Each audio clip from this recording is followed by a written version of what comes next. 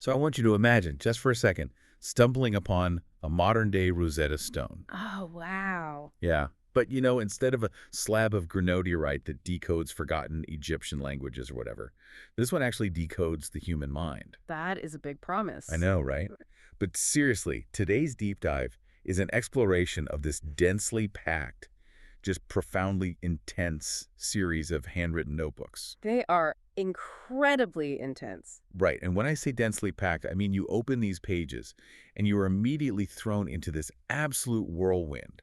It reads like a private, entirely unfiltered dialogue taking place late at night between like a philosopher, an alchemist, a theologian, and a jazz musician. That is the perfect way to describe the vibe, yeah. Because you have these strict Buddhist precepts scribbled right next to improvisational thoughts on jazz music. And then you turn the page, and there are these intricate Jungian diagrams of the human ego sketched out right alongside quotes from Rudyard Kipling and Henry David Thoreau. It's an incredibly intimate document, really. You are essentially watching someone actively perform what looks like psychological surgery on themselves. Yeah, that's exactly what it feels like. If we look closely at what they're doing, it's what they term a process of, they call it reforge your rhetoric refactor. Reforged rhetoric refactor. Exactly. They are fundamentally breaking down the syntax of their own mind.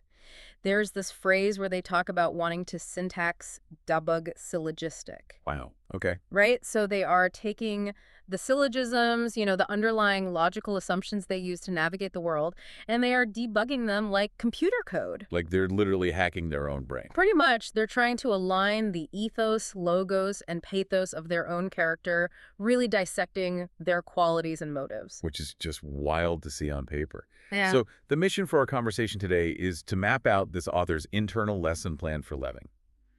We want to take these raw, cryptic jottings and translate them into a practical philosophy for navigating the absolute chaos of the modern world. Because it is chaotic out there. Exactly. And as you read through this, you realize the author isn't just passively gathering quotes to sound smart. They are desperately trying to transition from being a passive collector of identities into an active player in the world. Yes, the text specifically notes that shift from collector identity player towards what they call an emergent architectonic mystery. An emergent architectonic mystery. I mean, someone who is constantly building themselves while remaining beautifully undefinable. I love that framing. Yeah, so we are going to connect all these seemingly disparate dots into a cohesive, life-changing worldview, specifically for you listening right now. And to understand how they begin to build this new worldview, I think we have to look at the foundational blueprints they've drawn. The sketches? Right. Early in the notebooks, the author physically sketches out the architecture of the mind. There is a very specific diagram that anchors their entire philosophy. Let's get into that because I found it fascinating. They describe it as a figure containing a circle surrounded by another circle, and inside the inner circle there is a square. A circle in a circle with a square in the middle. Exactly. It's a very classical, almost alchemical way of mapping reality. So I want to visualize this properly for everyone listening. We have this massive outer circle. What does that actually represent in this whole cosmology? Well, the author labels the outer circle as a higher unity. They call it the quintessence, or a higher power. Okay. You can think of it as the unfragmented reality. It's the totality of existence, perfectly unified, where everything is connected and in harmony. Like the universe before we start messing with it. Exactly. The universe before we start chopping it up with our opinions and labels. Got it. Okay, and inside that perfect unified outer circle, we have the inner circle. Right. And the text labels this inner circle the prima materia. Which sounds very, very Harry Potter. It does, yeah.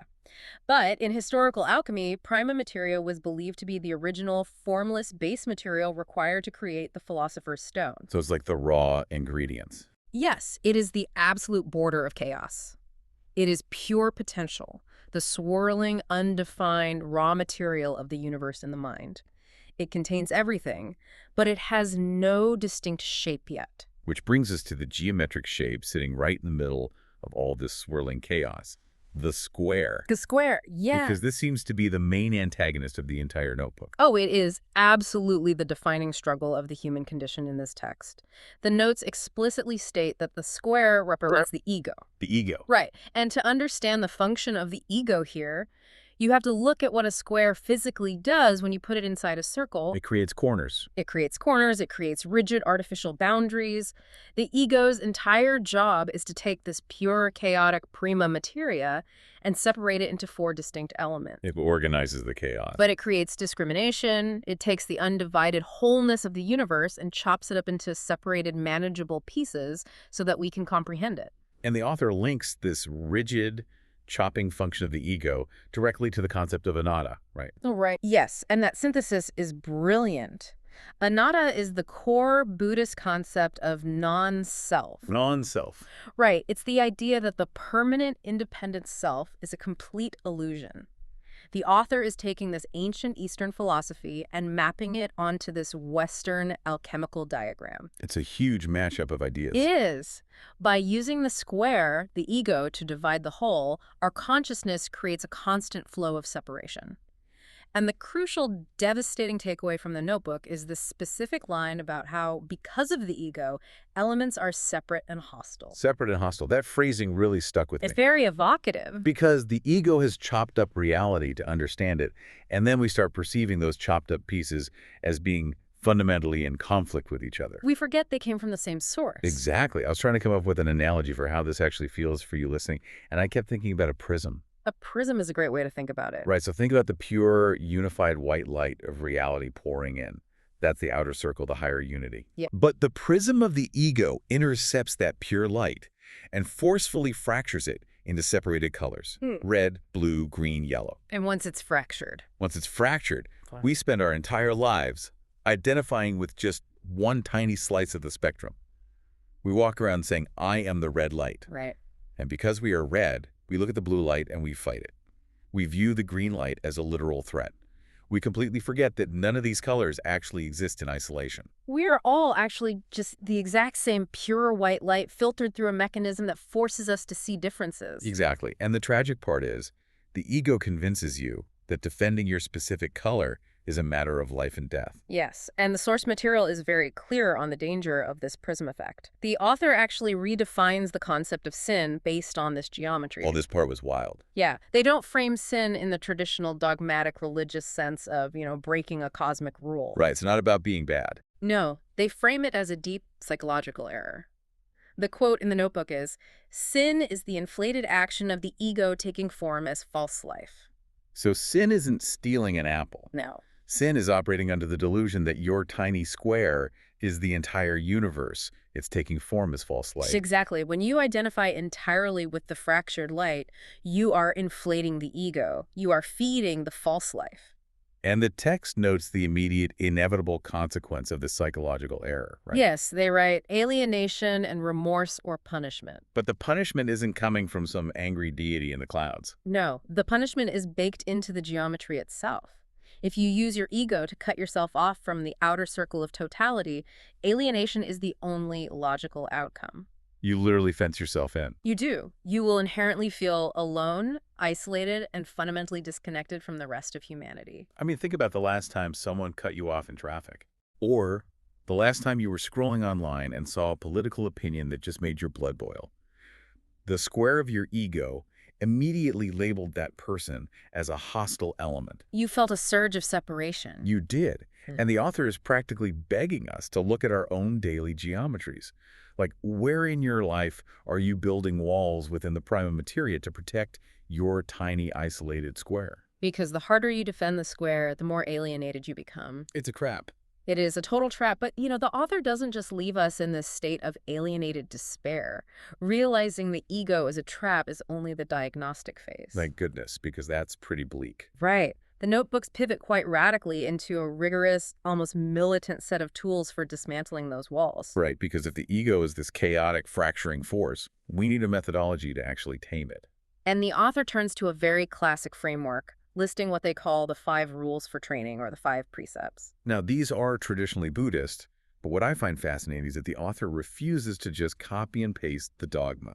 They don't just regurgitate it, no. They personalize the translation of each precept, turning them into highly specific tools for this reforger rhetoric refactor process we talked about earlier. Let's examine how they translate them, because the subtle shifts in language really reveal the mechanics of how they intend to rebuild their mind. Okay, let's go through them. The first one. The first precept is translated as love or agape, with the directive to do no harm. Agape is a very specific word choice there. It is essential here. It's the Greco-Christian concept of unconditional universal love. So not romantic love. Explicitly not romantic or familial love, which, to be honest, can be very ego-driven. Oh, absolutely. My family, my partner. It's still the square. Exactly. Agape is a foundational respect for that outer circle of unity. To do no harm is to recognize that injuring another part of the universe is literally injuring yourself. Because we're all the white light. Precisely. Okay. Then the second precept is translated as generosity and justice, which they equate with the traditional rule of no stealing. And I find that pairing generosity and justice to be incredibly profound. Me too. Usually we think of not stealing as this very passive state. Uh-huh. Like, I walked through the grocery store and I didn't put a candy bar in my pocket, therefore I am a good person. Right, but pairing it with generosity implies something entirely different. It implies that actively withholding what you have from the world is actually a form of injustice. Yes. It implies that hoarding resources, time, or affection inside your ego square is a literal theft from the totality. That is heavy. Okay, what's the third precept? The third precept builds on this internal regulation. It's contentment, which the author aligns with not misusing senses. Which is such a brilliant psychological diagnostic for the modern era. How so? Because how do we usually misuse our senses today? It's not just hedonism in the classic sense of, like, ancient Rome. It's doom scrolling. Oh, the doom scrolling. It's binge-watching television until our eyes literally burn. It's the endless, algorithmic pursuit of sensory stimulation. Exactly. By practicing contentment, you are actively starving the ego. Because the ego needs that noise. The ego requires constant novelty and friction to maintain its borders. Contentment shuts off the supply line of endless desire. Wow. Okay, then the fourth precept. The fourth is harmonize, which they connect to abstaining from falsehood. Not lying. Right. To tell a lie, even to yourself, is to create cognitive dissonance. You are introducing a rogue frequency into the mind. You cannot harmonize with reality if your internal syntax is built on falsehoods. You're just generating more chaos in the prima materia. Precisely. And finally, the fifth precept is mindfulness and equanimity, which is linked to refraining from intoxicants. Equanimity is that state of mental calmness, right? Yeah. Evenness of temper. Yes. And intoxicants, whether they're chemical, like alcohol, or behavioral, like, say, online outrage, disrupt that baseline. Outrage is definitely an intoxicant. It really is. They pull you out of the present moment and throw you right back into the chaotic prima materia. So we have these 5 powerful pillars: agape, generosity, contentment, harmony, and equanimity. But the author seems to recognize that a list of virtues is basically useless without a power source. Right. It's just a nice list on a piece of paper. Exactly. They introduce a catalyst that is required to make any of this functional. They write in very bold, declarative strokes, "Courage the quality which guarantees all others." Guarantees all others. That is so true. It is. Because you can sit alone in a quiet room and be the most loving, generous, mindful person in theory. Sure. But the second you step outside and the ego feels genuinely threatened by a quote-unquote hostile element, if you don't have courage, all those perfectly cultivated virtues just evaporate. Virtue without courage is merely a preference. Ooh, I like that. Courage is what hardens a preference into a principle.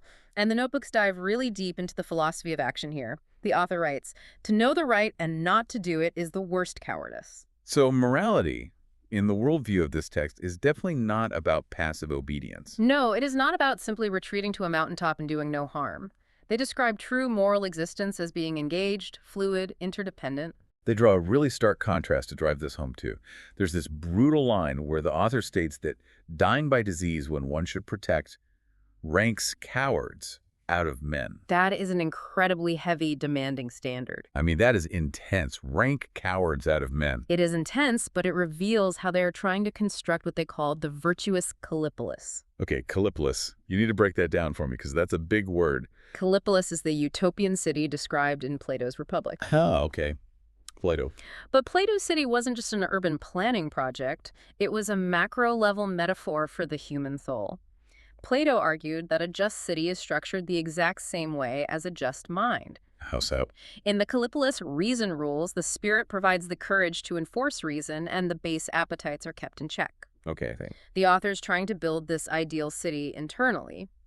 If you have the capacity to act, to protect the city gates, and you retreat into passivity, perhaps hiding behind the excuse of just minding your own business, you are failing the test of courage. You are allowing the internal Callipolis to be overrun by the chaotic appetites. Exactly. They are demanding massive foundational action from themselves. They literally quote Thoreau in the notes about building foundations under your castles in the air. Right. And then, amidst all this high-level philosophy, there's this sudden, visceral command, scribbled right on the page level, do 200 push-ups. I love that part. It's just out of nowhere. Yes. It's this sudden need to push the absolute limits of the physical and mental self. It's a demand to have a mission and execute it. But, and this is crucial, right alongside these intense demands for massive action and courage, the author reveals an important layer of self-awareness. Yeah. Just a few lines away from the push-ups, there's a grounding note that simply says, pump the brakes, what is holding me back, and another note advising to slow down, own the space. Okay, I have to stop here and push back on this a little bit, Go for it. because I'm reading this, and frankly, it feels like a contradiction that could lead to a massive trap. Well, on one hand, I'm getting hyped up, right?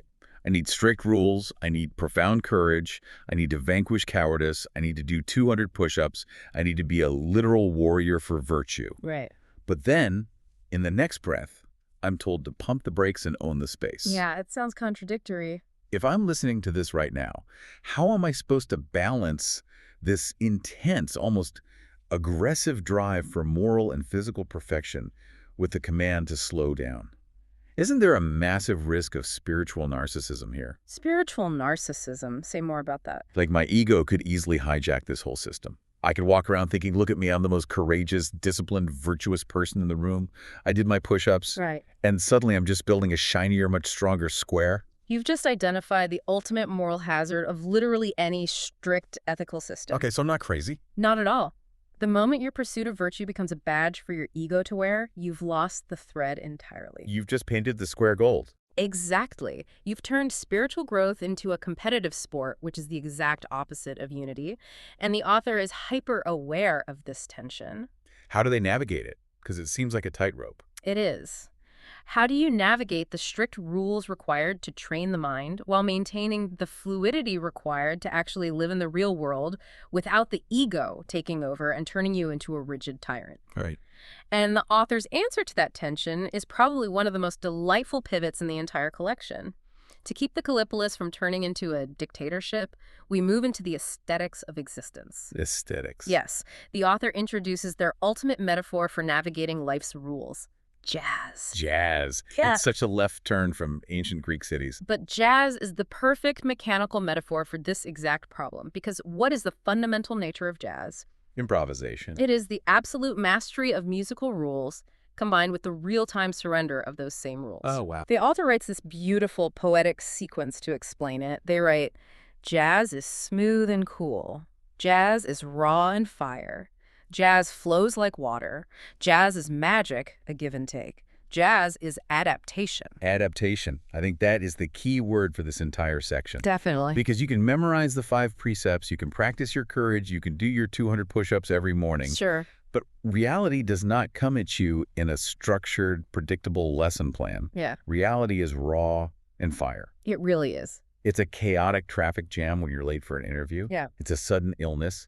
It's a massive misunderstanding with a close friend. Yeah. If you approach those moments with the rigidity of a dictator demanding perfection, you will snap. Precisely. Mm. The precepts, the rules, they give us the musical scales. You have to know the scales to play the instrument, otherwise you're just making chaotic noise. Right. But jazz is how you actually perform life. It requires listening to the other players in the room, feeling the energy of the audience, and adapting your notes in real time. It's an active dialogue. Yes. The text suggests that true eloquence isn't a rigid recitation of rules. The author writes, eloquence comes as a song, and notes that a harmonious song has no beginning nor an end. It makes me think about the difference between a classical musician and a jazz musician. Oh, that's a good comparison. Like a classical musician is often utterly terrified of missing a single note on the sheet music. It has to be perfect. Right. But a jazz musician who hits a quote-unquote wrong note, they just pause And then they play that exact same wrong note 3 more times to intentionally turn it into a brand new motif. Exactly. The classical musician is trapped by expectation. The jazz musician thrives on intention and adaptation. But let's ground this for the listener, because we all have days where we are not flowing like water. That's very true. How does the author practically manage those raw and fire moments when the jazz gets a little too chaotic? Because it's a lovely metaphor, but we are crashing like a tidal wave sometimes and just snapping at the people we love. How did they actually debug the syntax in those terrible moments? The author turns to an incredibly practical psychological tool here. Right in the margins, alongside all these lofty thoughts on jazz and cosmic unity, they write a simple acronym, HLLT. HALT, the Right. classic HALT checklist. Yes, hungry, angry, lonely, tired. I love that this is in there. It is a cornerstone of modern cognitive behavioral therapy and addiction recovery, and for very good reason. Because it works. It bypasses the complex philosophy entirely and addresses the biological reality of the mind. Before you judge yourself as a failure, before you judge your partner, before you decide that the universe is a fundamentally hostile and broken place, run the basic diagnostic. Right. Are you hungry? Are you angry? Are you lonely? Are you tired? Exactly. Because when you are tired or hungry, your prefrontal cortex, the part of your brain responsible for logic and the virtuous Callipolis, literally has less energy to operate. It shuts down. The amygdala takes over, and suddenly the ego square feels like it's under attack from every direction. It is such a relief to see this written in these profound notebooks. It really humanizes the whole text. Yeah. It's the author basically admitting, hey, sometimes my profound existential dread is just a blood sugar crash. Yeah. I just need a sandwich. And look at the profound grace that immediately follows that realization in the text. They write, there is no reason for separation, no judgment. No judgment. When you realize that your feeling of intense alienation is just because you only slept 4 hours, you stop identifying with the alienation. Right. You don't weave it into your identity. You don't let the ego turn a fleeting physiological state into a permanent story about who you are. And this ability to not take the self so seriously, to really just laugh at the biological absurdity of it all, it leads right into what I think is my favorite line in all the source material. Oh, I think I know which one you mean. We are diving into the cosmic comedy. The author writes, "There's nothing funnier than me being lost." To write that down requires a staggering level of self-awareness. It really does. Because think about the mechanics of being lost, whether that's existentially, emotionally, or literally geographically lost in the woods. It is usually a source of immense panic. Utter panic. The ego hates being lost because the ego's entire job, as we discussed with the square, is to map, categorize, and control the environment. When you are lost, the ego has failed its primary directive. But to find that failure funny, that requires a massive shift in perspective.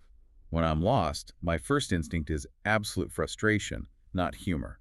Well, the author actually provides a definition for how they achieve this humor.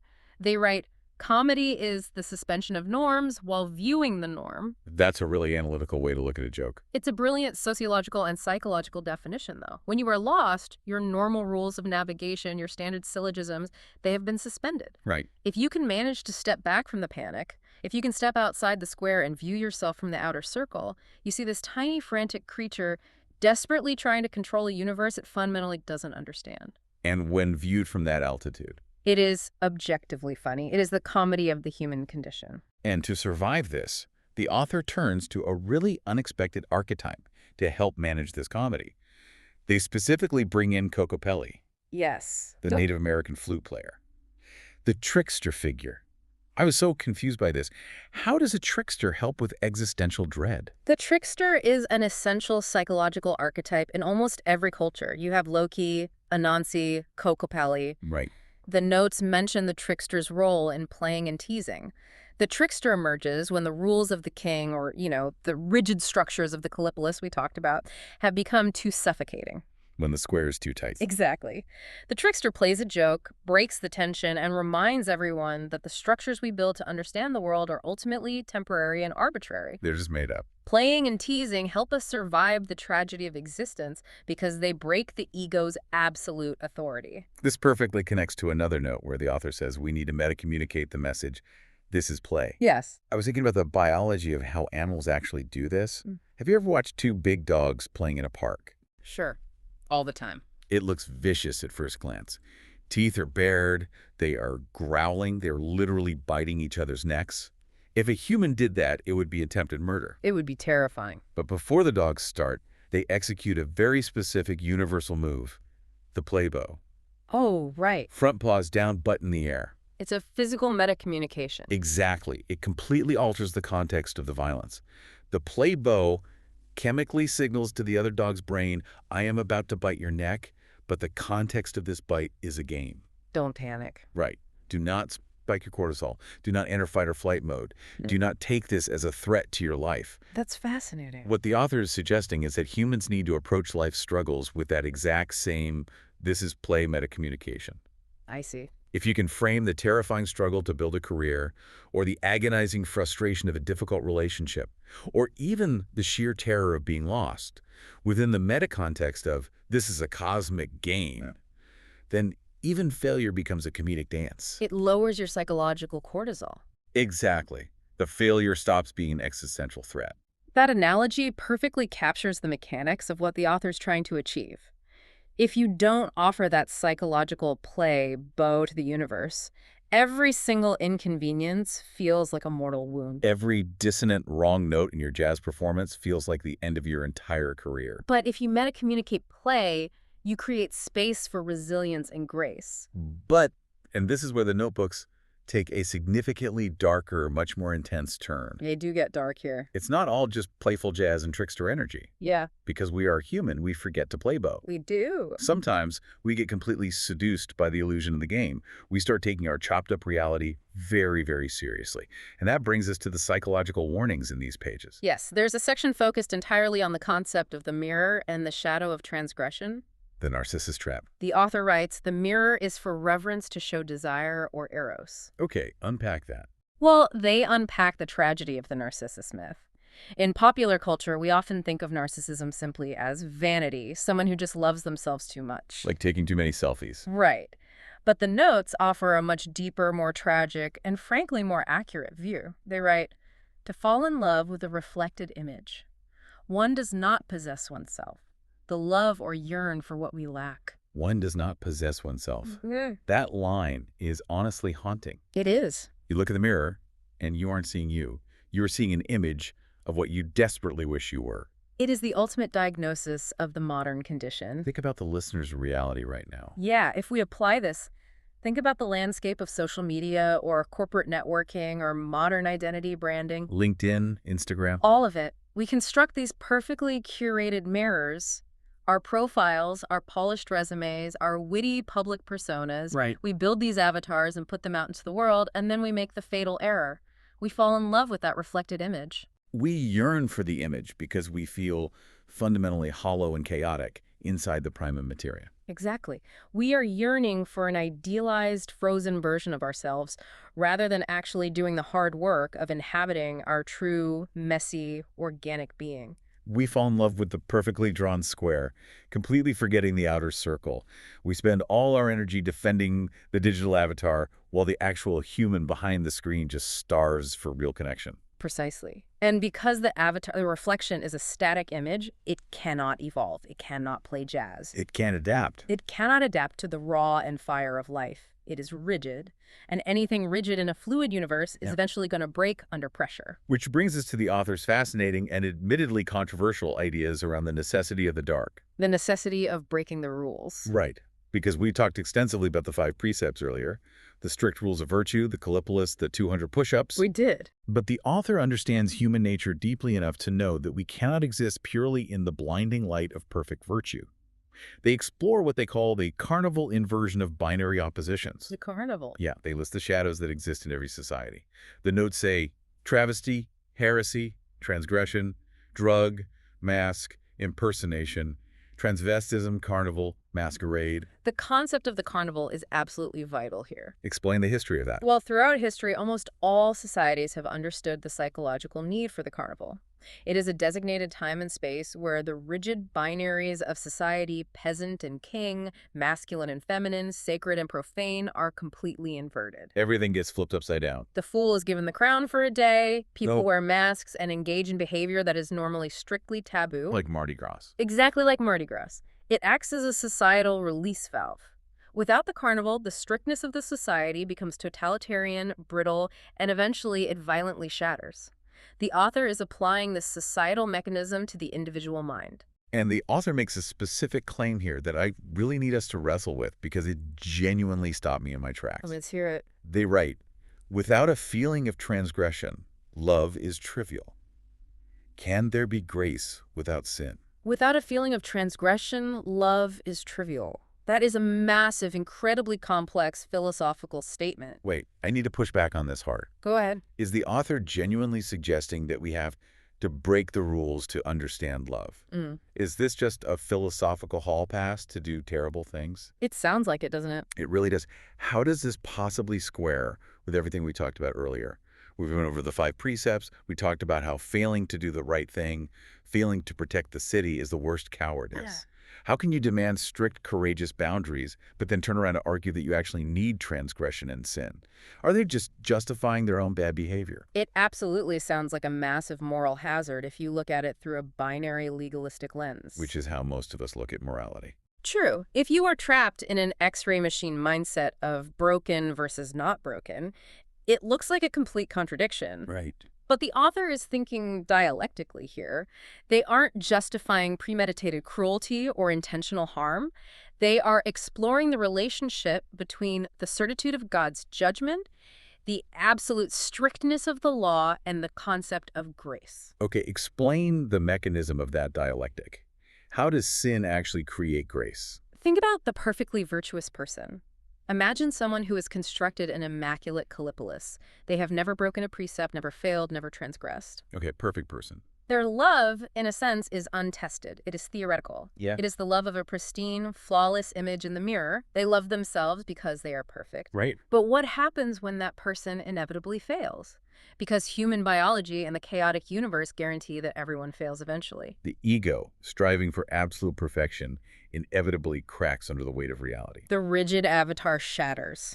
And in that excruciating moment of failure, the transgression forces the ego to realize its absolute limits. You realize with horrifying clarity that you are not the prime mover of the universe. You are not perfect. You are not. This introduces profound vulnerability. The notes mention the concept of shame about shame and the terror of exposure. When you transgress, you are exposed.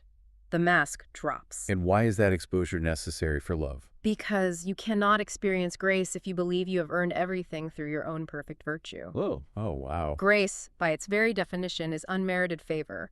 It is the experience of being fully known and fully loved in your brokenness, not in your perfection. Okay, that makes sense. The author is suggesting that you only experience the true grace of the higher unity, that outer circle we discussed at the very beginning, when your perfectly constructed ego square fails. The transgression destroyed the illusion of self-sufficiency. Yes. If you never fail, your love remains trivial because it's conditional on perfection. True love agape only emerges when the conditions are broken. So mechanically, it's like the Japanese art of kintsugi. Oh, perfect example. When a bowl breaks, they don't throw it away. And they don't try to hide the cracks with invisible glue. They repair the broken pottery with lacquer mixed with powdered gold. Right. The flaw, the break, the transgression. It isn't something to be hidden in shame. It becomes the exact site where the gold, the grace is poured in. It highlights the break. Exactly. The pottery is actually considered more beautiful and fundamentally more valuable because it was broken and then painstakingly repaired with love. If it had never broken, it would just be an ordinary, mass-produced, unbroken bowl. That is the perfect visualization of what the author is driving at. The transgression shatters the Narcissus mirror. It forces you to stop looking at your pristine reflection and start looking at the reality of your dependency on grace and on others. Which brings us beautifully and logically to the philosophical climax of these notebooks. We're finally there. We've built the ego, we've trained it with rules, we've learned to play it like jazz, we've accepted the terrifying reality that it will break and be repaired by grace. And now? Now we have to learn how to let it go. We arrive at relinquishing and the ultimate surrender. The author ultimately arrives at a state of profound active surrender. There is a note that captures the painful illusion of holding on. What does it say? They write, "When a bird lets go of a full twig or branch, Opportunities should never be lost, for they are rare. I picture a bird gripping a branch incredibly tightly because it's a good branch. It's safe. It's full of leaves, it's safe, it's a known variable, but as long as the bird is gripping that branch, it literally cannot fly. The sky above is full of rare, infinite opportunities, but the bird's own refusal to let go of its safety makes it a prisoner. It explores the paradox of possession. The author crystallizes this in one of the most beautiful passages in the entire collection. I have it right here. They write, "The only things we can ever hold are those we give freely, relinquished to witness the mystery of itself unfolding." Relinquish to witness the mystery of itself unfolding. That completely flips our normal operating system. As humans, we are deeply conditioned to believe that safety comes from grasping. Grasping everything. We grasp at money, we grasp at status, we grasp at relationships, trying to freeze them in time. We basically try to wrap our hands around the neck of reality and choke it into submission so it won't surprise us. But the more tightly you grasp water, the more it slips through your fingers. Exactly. To hold water, you have to open your hand and cup it freely. The author is applying this physical principle to the entirety of human existence. When you demand that life unfold exactly according to your ego's rigid plan, you are blinding yourself to the emergent architectonic mystery of the universe. You are stubbornly refusing to let the universe be larger, more complex, and more beautiful than your own limited imagination. And this leads directly to their ultimate mantra for daily living. They write, "I live for the journey, approaching opportunity with equanimity, indifferent to outcome." Indifferent to outcome. That is the highest possible level of spiritual martial arts. It really is. But let's hold that up to the light for a second because we need to reconcile this. Reconcile what? Well, earlier we talked about how the author also wrote about the constant pursuit of a dream that fills life with meaning and challenge. Right. We talked about doing 200 push-ups, having a mission, guarding the Callipolis. How do you actively pursue a goal with your whole heart? Yeah. How do you passionately fight for the dream while remaining entirely indifferent to whether you actually achieve it? It seems contradictory again. Doesn't indifference imply apathy, like you just don't care? That is the crucial distinction to make. Indifference to outcome does not mean apathy toward the action. Okay, unpack that. It's the difference between intention and expectation.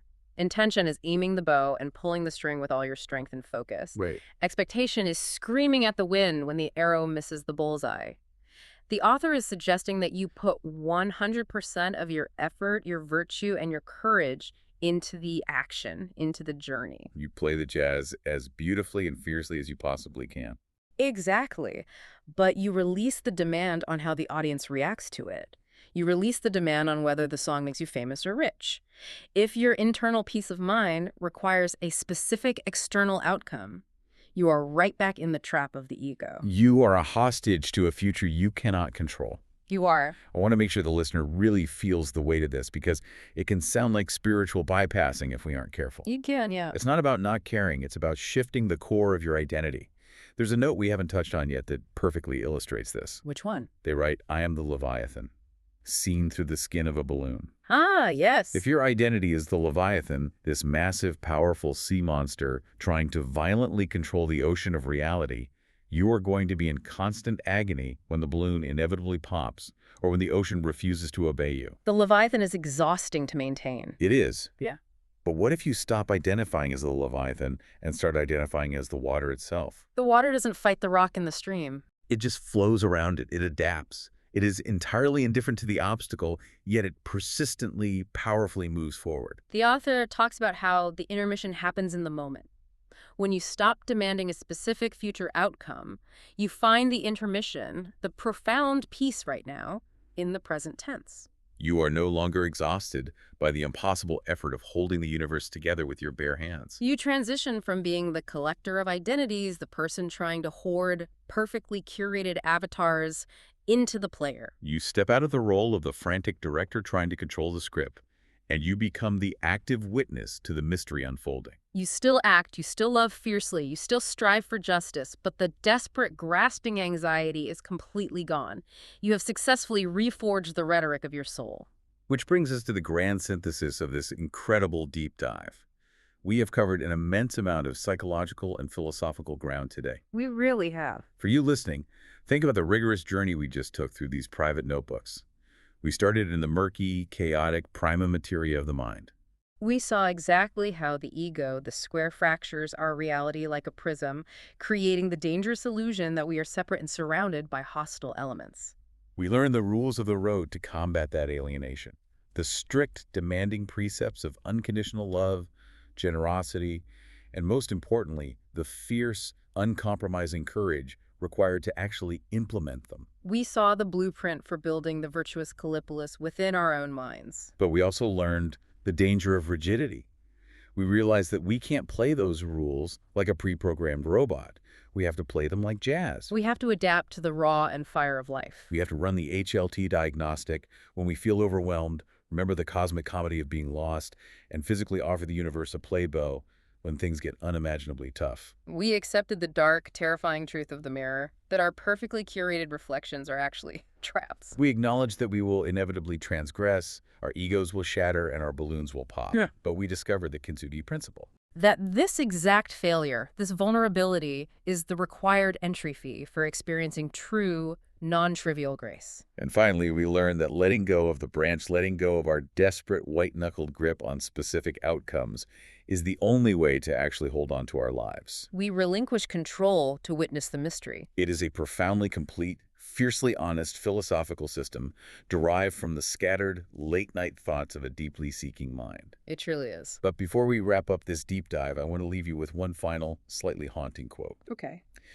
I found this extracted from the very end of the notebooks. After all the complex Jungian diagrams, after all the bold declarations of courage, the jazz metaphors, and the acceptance of grace, the author writes this one simple, incredibly vulnerable sentence. What is it? They write, "What I need most is somebody to make me do what I can." What I need most is somebody to make me do what I can. That strips away all the philosophical armor, doesn't it? It's so raw, so profoundly human. So I want to ask you, the listener, as you step back into your day, who or what is that somebody for you? Is it a partner who holds you accountable to your highest self? Is it a concept of a higher power? Or is it perhaps simply the quiet, unyielding voice of your own inner self, waiting for you to finally slow down, pump the brakes, and own the space? It is a mystery entirely worth pondering. Because until you answer that, you are just looking at a chaotic map of the mind. The water remains murky, but the tools to clear it are now in your hands. So go play the jazz. Let that mystery linger with you. So what if I told you that in order to completely let go of your ego, you first have to spend years basically obsessively building an indestructible one? Right, which sounds like a total contradiction right out of the gate. Exactly. I mean, today we're opening up these private, completely unpublished diaries of a modern thinker who, well, they essentially tried to map the human soul the exact same way a software engineer would map a code base. And I just want to say the sheer ambition of what we are looking at in these notebooks is, it's staggering. Yeah, it really is. Because we aren't dealing with a polished philosophical treatise here. This isn't meant for public consumption. No, not at all. These are raw, chaotic, just heavily annotated pages. I mean, they're filled with ink smudges, crossouts, and these really sudden bursts of, like, frantic insight. It's like stepping inside a mind that is desperately trying to, and I'm quoting the text directly here, so bear with me, trying to reforge rhetoric and refactor its own operating system. Yeah, that phrasing is so specific. Right. And they go on to say they are attempting to syntax debug the syllogistic logic of who they are. Which is just a wild way to talk about human emotion. It really is. They are literally trying to pin down the ethos, logos, and pathos of character quality and motives. Like it's a mathematical formula. And the end goal of all that dense technical jargon is ultimately to figure out how to evolve into what they call a collector identity player. Yes, navigating life as an emergent architectonic mystery. I mean, it is a wildly complex, just beautifully insane puzzle. It really is a puzzle. So our mission in this deep dive is to decode this blueprint for you. We're going to explore how this author pulls together Eastern emptiness, Western fortitude, ancient alchemy, and surprisingly enough, jazz. Right, jazz. Yeah, jazz music to fundamentally debug the human condition. And, you know, just looking through these pages, you see what appears to be a collision of entirely incompatible worldviews. Completely incompatible. You have Buddhist precepts crammed right into the margins next to Western concepts of willpower. You have alchemical diagrams of chaos drawn next to strict mathematical grids of moral behavior. It looks like madness at first glance. It does. But there's a profound, really structured logic operating beneath that surface chaos. The author is mapping a very specific journey. From the rigid enforcement of internal rules to, well, the ultimate terrifying surrender of the self. Exactly. So where do we even begin with this? Let's dive right into the very first page, because the notebooks open with an attempt to draw something that is, entirely invisible. The character diagram. Yes, the author has sketched out a literal diagram of human character. I want you to picture this. It's a central core representing the self, and surrounding it are positive and negative nodes. Right, almost like a diagram of a complex molecule or maybe a magnetic field. And around this diagram, the author categorizes very specific traits, things like intent, fortitude, influence, and discipline. They are actively trying to map the mechanics of human will alongside these massive concepts like truth, paradox, and order. Because the author is attempting to apply this structural, basically programmatic logic to the messy, unpredictable reality of human nature. Which is, it's impossible, right? But they're doing it. They're trying. They are breaking down human motives into measurable vectors. Pluses and minuses. Exactly. The implication here is that if you can understand the syntax of your own character. That syntax to bug idea again. Right. If you understand how turning up the dial on discipline affects the negative node of, say, arrogance, then you can literally optimize your soul. It's funny because you see this mindset everywhere in our modern professional culture. Oh, honestly. Look at a LinkedIn profile or just a standard corporate resume. It is essentially a sanitized, socially acceptable version of this exact diagram. That's a really good point. We list our proficiencies. Right. We quantify our impact with percentages and revenue generated. We highlight our positive nodes of leadership or adaptability. We treat ourselves like products. Exactly. We are deeply conditioned to believe that human character is just a ledger of assets and liabilities that we can manage and optimize. We treat ourselves like a software product in a perpetual beta state, constantly trying to patch our own bugs. Well, the psychological mechanism at play here is control. Fundamentally. When the world feels chaotic and unpredictable, plotting your internal traits on a grid provides this illusion of mastery. Oh yeah, like if I can just fix my routine, I'll be fine. Right. If character is just a syntax, a series of inputs and outputs, then suffering and failure are just errors in the code. You just need to debug your syllogistic logic. Meaning, if my logic is sound, my life will be sound. Precisely. If A, which is discipline, and B, which is intent, are sound, then C, which is success and happiness, well, it must logically follow. But and this is where it gets really interesting. The author actually recognizes the limitations of this Western hyper-individualistic approach pretty much immediately. Yeah, they don't stay in that mindset for long. Right alongside this highly structural map of willpower, they just casually drop in a paraphrase of Rudyard Kipling's famous poem, If. Which is such a specific choice. It really is. The notes read, and again I'm paraphrasing their paraphrase, keep your head when all about you are losing theirs. Risk it all.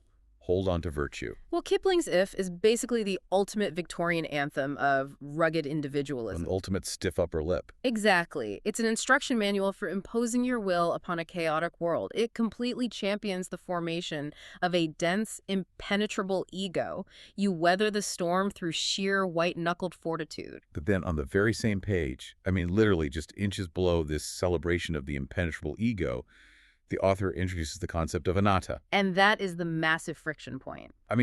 For those who might not be deep into Buddhist philosophy, can you explain what anatta actually is? Sure. So anatta is the core Buddhist doctrine of non-self. No. Right. It posits that there is no permanent, unchanging identity, soul, or essence within us. Everything we consider our thoughts, our body, our habits, our deeply held beliefs, it's all transient and interdependent. So it's basically the realization of emptiness. Yes. It's the realization that the core is empty. Okay, but hold on. How do those two concepts exist in the same operating system?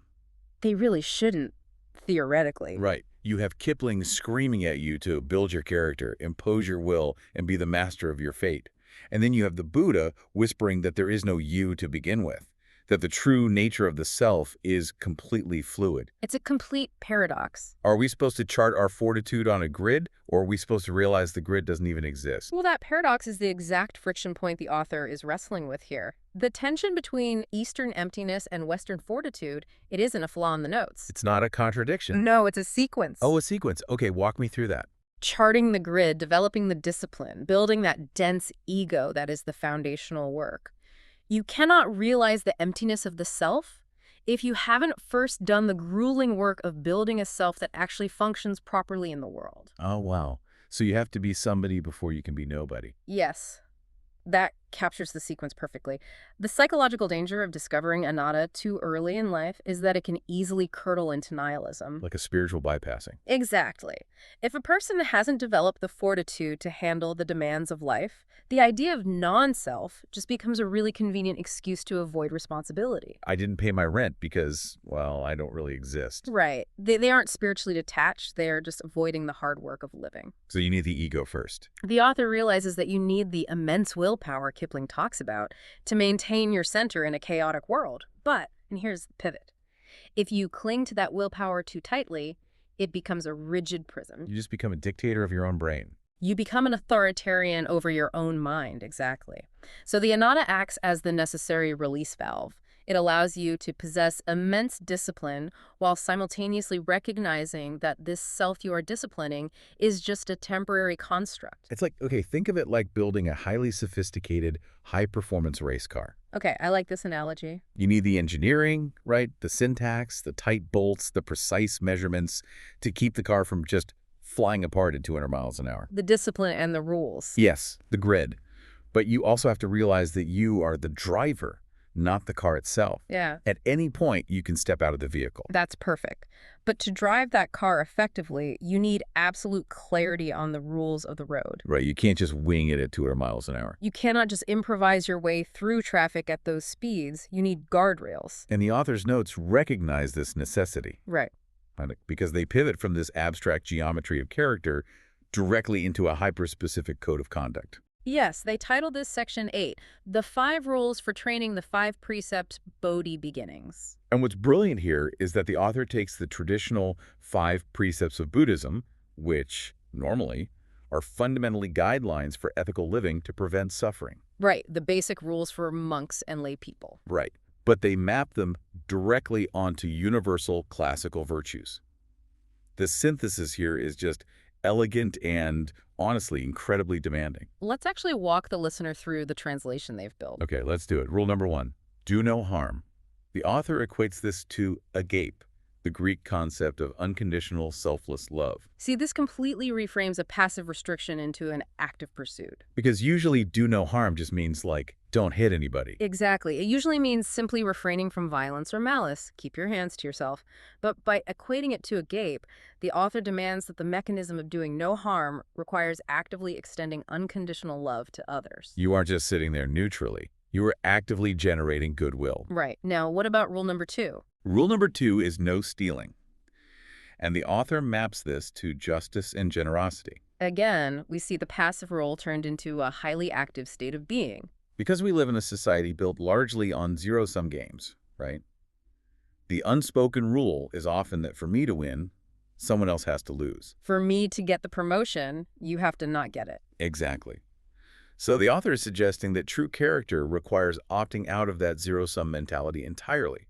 You don't just refrain from taking what isn't yours, you actively promote justice. You make sure others have enough. Yeah, and you operate from a baseline of generosity rather than scarcity. Rule 3 takes this internal governance even deeper, I think. Not misusing senses. And the author equates this to wholesomeness. Wholesomeness, that sounds almost old-fashioned. It does, but to understand the absolute gravity of this, think about the environment you, the listener, navigate every single day. We live in an attention economy meticulously engineered to misuse our senses. Oh, completely. Every algorithm, every notification, every infinite scroll is designed to trigger a dopamine response. It's weaponized. It really is. Doom scrolling through outrage-inducing news, binge-watching content until your eyes physically blur, constantly seeking the next hit of digital stimulation. That is the exact modern definition of misusing the senses. And the problem is it fragments the psyche. When your senses are constantly hijacked by external stimuli, your internal architecture just The weakens. concrete starts cracking. Exactly. So equating the protection of your senses with wholesomeness means recognizing that what you consume visually and auditorily becomes the actual building material of your mind. You are what you eat, but for your brain. Right. If you feed the mind a diet of outrage and fractured attention, the resulting character will be anxious and brittle. Wholesomeness is the discipline of actively choosing where to direct your sensory focus. Which flows perfectly into Rule 4, abstaining from falsehood, which the author ties to harmonizing. Harmonizing is a great word for it. It is, especially in a post-truth world where narrative manipulation is literally just a basic marketing tool. Abstaining from falsehood becomes an act of rebellion. You aren't just not lying. No, you are actively creating harmony with reality.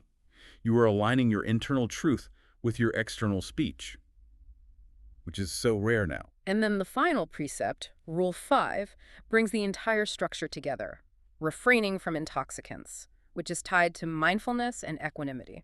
And we should clarify, intoxicants here don't just mean alcohol or substances. Not at all. It refers to anything we use to numb ourselves to the discomfort of the present moment. Like escapism. Escapism is an intoxicant. Workaholism can absolutely be an intoxicant. Oh, for sure. And- Hiding in your emails so you don't have to deal with your life. Right. Refraining from these allows for equanimity, the ability to remain steady and balanced, regardless of external circumstances. And the author explicitly names the ultimate purpose of maintaining these 5 rules.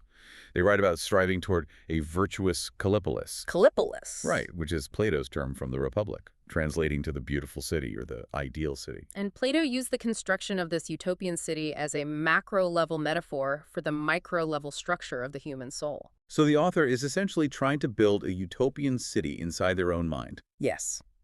Morality in this framework isn't about being perceived as a good person by society. It's not about optics. No, it is about structural integrity. If you are constantly lying, misusing your senses, or harboring malice, the walls of your internal city are crumbling. You have no safe, reliable place to reside within yourself. Exactly. And the author leaves a deeply powerful note on this process. Courage the boundary which guarantees all others. Courage the boundary which guarantees all others. Because you cannot maintain the Kallipolis without courage. It's the prerequisite. It takes courage to tell the truth when a lie would save your reputation. It takes courage to be generous when you feel financially or emotionally scarce. It takes courage to disconnect from the digital noise and maintain wholesomeness when literally everyone else is happy intoxicated by distraction. But the ultimate goal of this immense internal effort, the reason for building this high-walled, perfectly governed mental city, it's revealed in another crucial note. And this is the one that really stopped me in my tracks. A note about the journey. Yes. The author writes, I live for the journey, approaching opportunity, equanimity, and indifferent to outcome. Indifferent to outcome. We have to unpack indifferent to outcome, because on the surface, this sounds entirely incompatible with modern life. It sounds like career suicide, frankly. Right. We live in an ultra-goal-oriented reality. We have KPIs to hit, mortgages to pay, career ladders to climb. The idea of being indifferent outcome feels alien, almost financially irresponsible. It runs counter to everything we are taught. These 5 precepts we just talked about act like guardrails on a treacherous mountain highway. They keep you from plunging off the cliff into the abyss of moral collapse.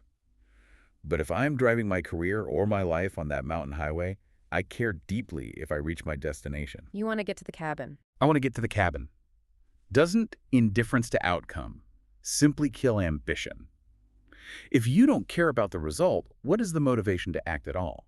This is, without a doubt, the most common hurdle when translating Eastern philosophical concepts into a Western capitalist framework. Because we just hear give up. Right. We confuse spiritual detachment with apathy, but they are radically different. Apathy is a lack of feeling. It is not caring about the action or the result. It's giving up. Okay.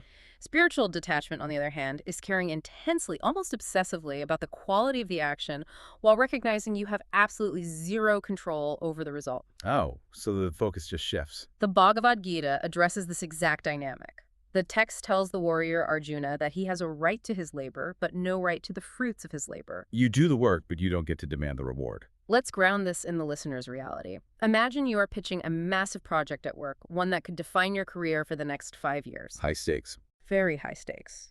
Or perhaps you are an artist releasing a deeply personal piece of work into the public sphere.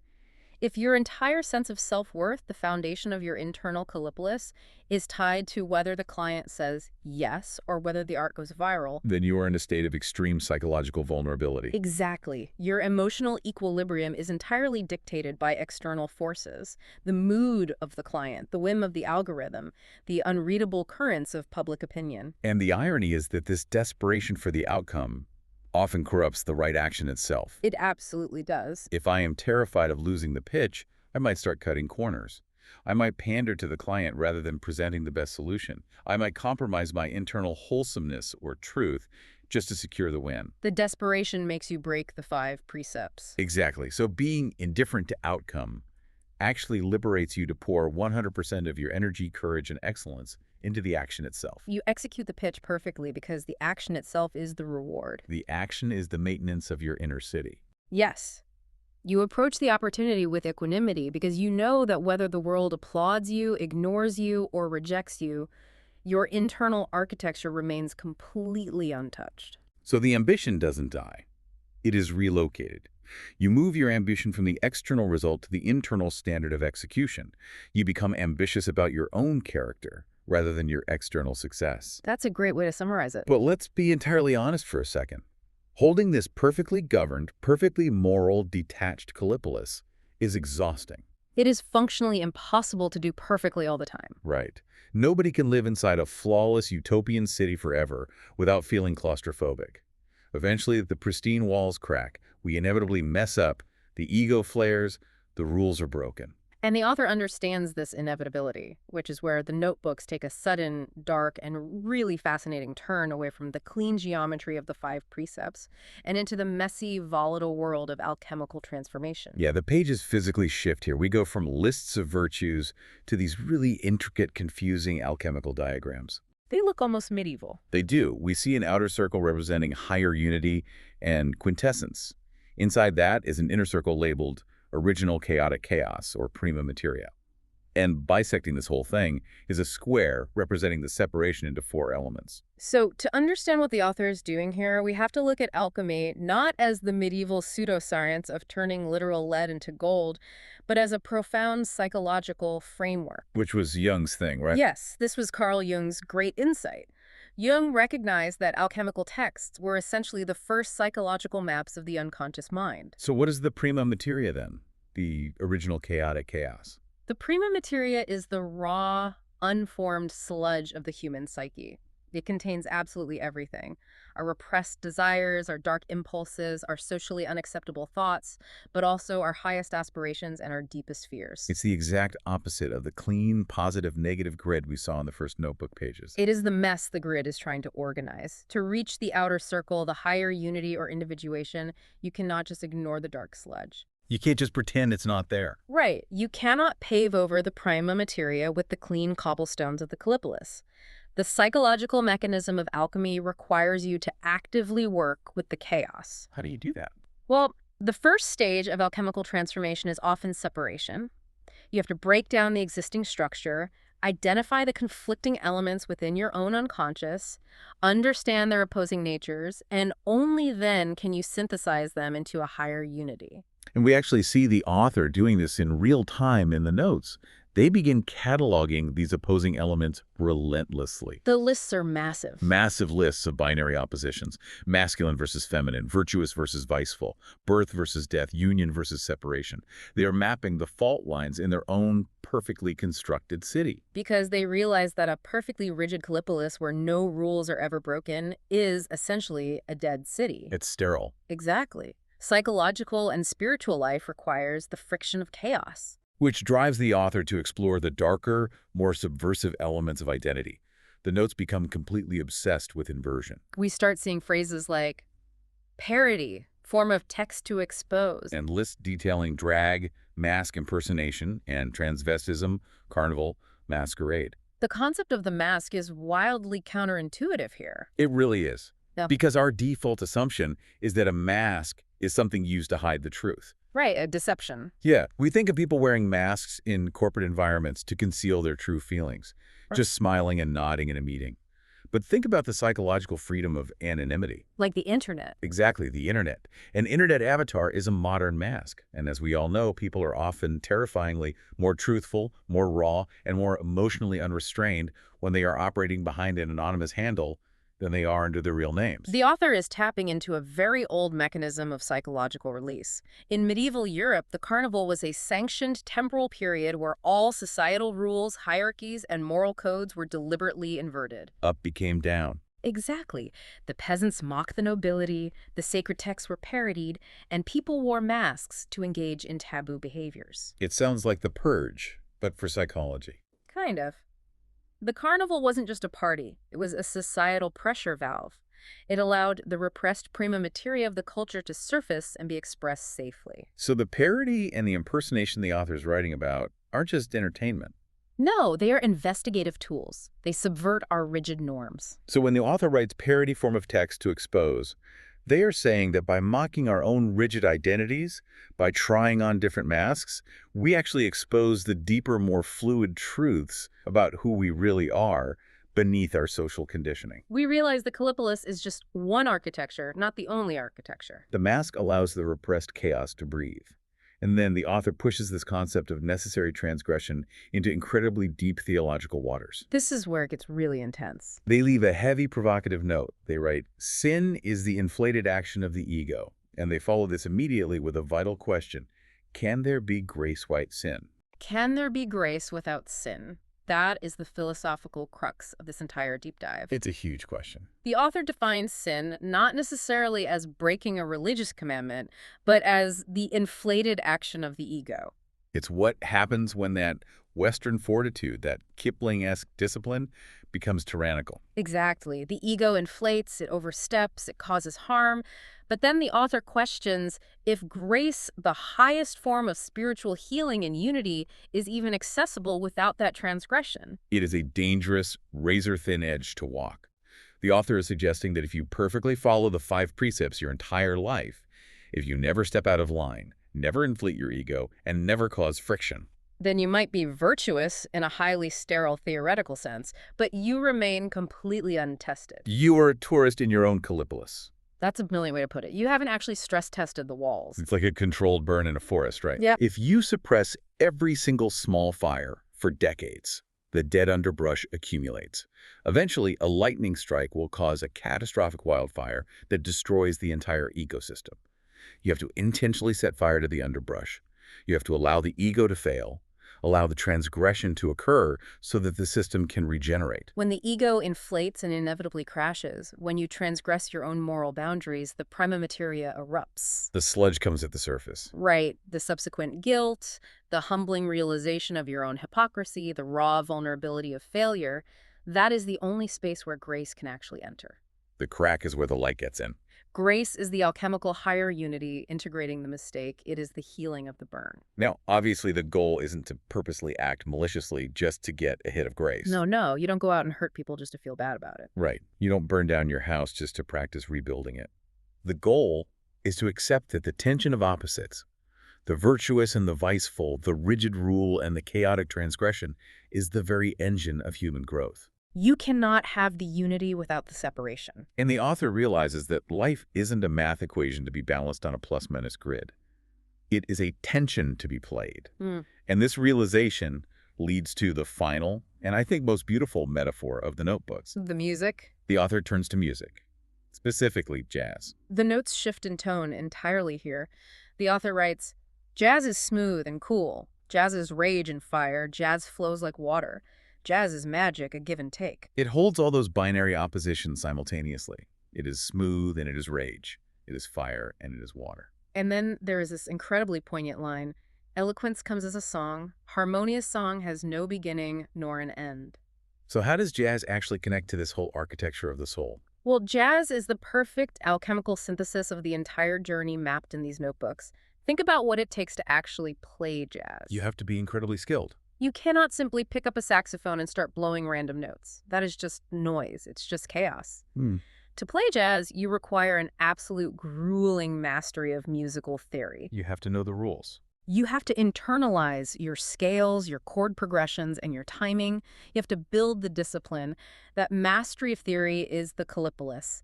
It is the 5 precepts. It is the foundation. And this is the key.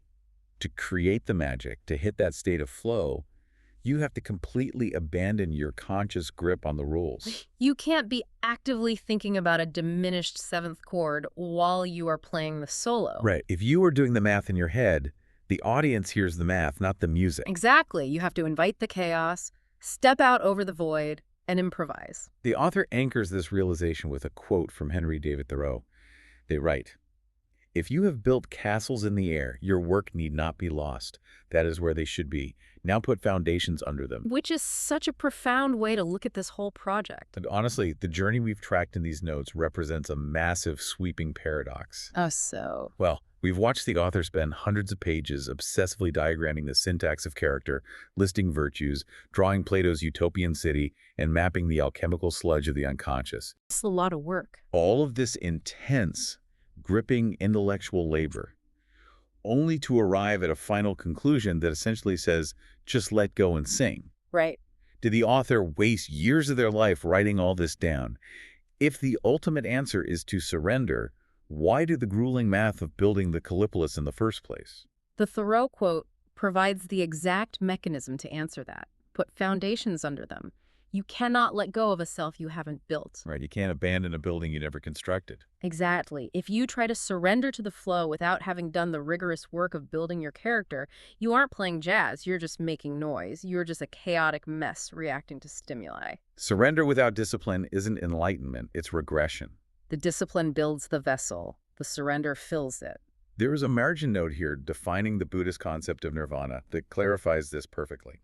The author writes, "When fire letting go of fuel is freed." Our common misconception of nirvana in the West is that it means the extinction or destruction of the self. Like a blowing out of the candle. Right. But the author frames it as letting go of the fuel. So what is the fuel in this context? The ego, the constant striving, the measuring of pluses and minuses on the character grid, the obsessive maintenance of the inner city, that is the fuel. But you needed that fuel to get the fire burning in the first place. Exactly. You needed the friction of the ego to build the identity. But eventually, to be truly free, to reach the higher unity, you have to stop feeding the fire with your own ego. When you stop obsessively managing your own identity, the fire isn't destroyed. It is freed from its dependency on the fuel. It just burns on its own. And the author distills this into a final, striking realization. Individuation happens in the moment. Paired with a command to slow down, own the space. The ultimate revelation of this exhausting, brilliant journey is that the self is not a static object. It is not a diagnostic readout on a screen. You don't finish building your character, put it on a shelf, and say, there, I am completely self-actualized. No. The self is an active, emergent process. It is, to go back to that wild early phrasing, a collector identity player navigating the emergent architectonic mystery. The identity is an ongoing performance, played on the edge of the unknown, balancing the rigorous rules of the past with a radical improvisation of the present moment. That's beautifully said. As we step back from these private notebooks, we have to ask what this means for you, the listener, and your own internal architecture. Because we've mapped a really profound arc today. We have. We watched a mind try to rigidly debug the syntax of character, attempting to map willpower on a grid. We saw the construction of an internal utopian city based on strict precepts and Western virtues. We explore the alchemy of human contradictions, understanding that the mask and the transgression are necessary mechanisms for grace. And we arrived at the realization that identity is basically an improvised jazz solo. In a culture that constantly bombards you with life hacks, optimization protocols, and rigid 10-step systems to become the ultimate version of yourself, this deep dive offers a radical counter-narrative. It really does. True self-possession doesn't come from gripping your identity tightly and managing every metric of your soul. It comes from holding your identity lightly. Do the work, build the foundation, learn the scales of the Callipolis, but then eventually allow the mystery of being to flow through you. Approach the opportunity with equanimity, entirely indifferent to the outcome, and just play the music. I want to leave you with a final thought, inspired by a tiny scribbled note the author left in the margins about seized moments. Oh, I love that note. We spend enormous amounts of time and energy trying to find ourselves, as if our true, authentic self is a hidden destination on a map or a buried treasure we just have to dig deep enough to possess. Like it's a prize at the end of a maze. Exactly.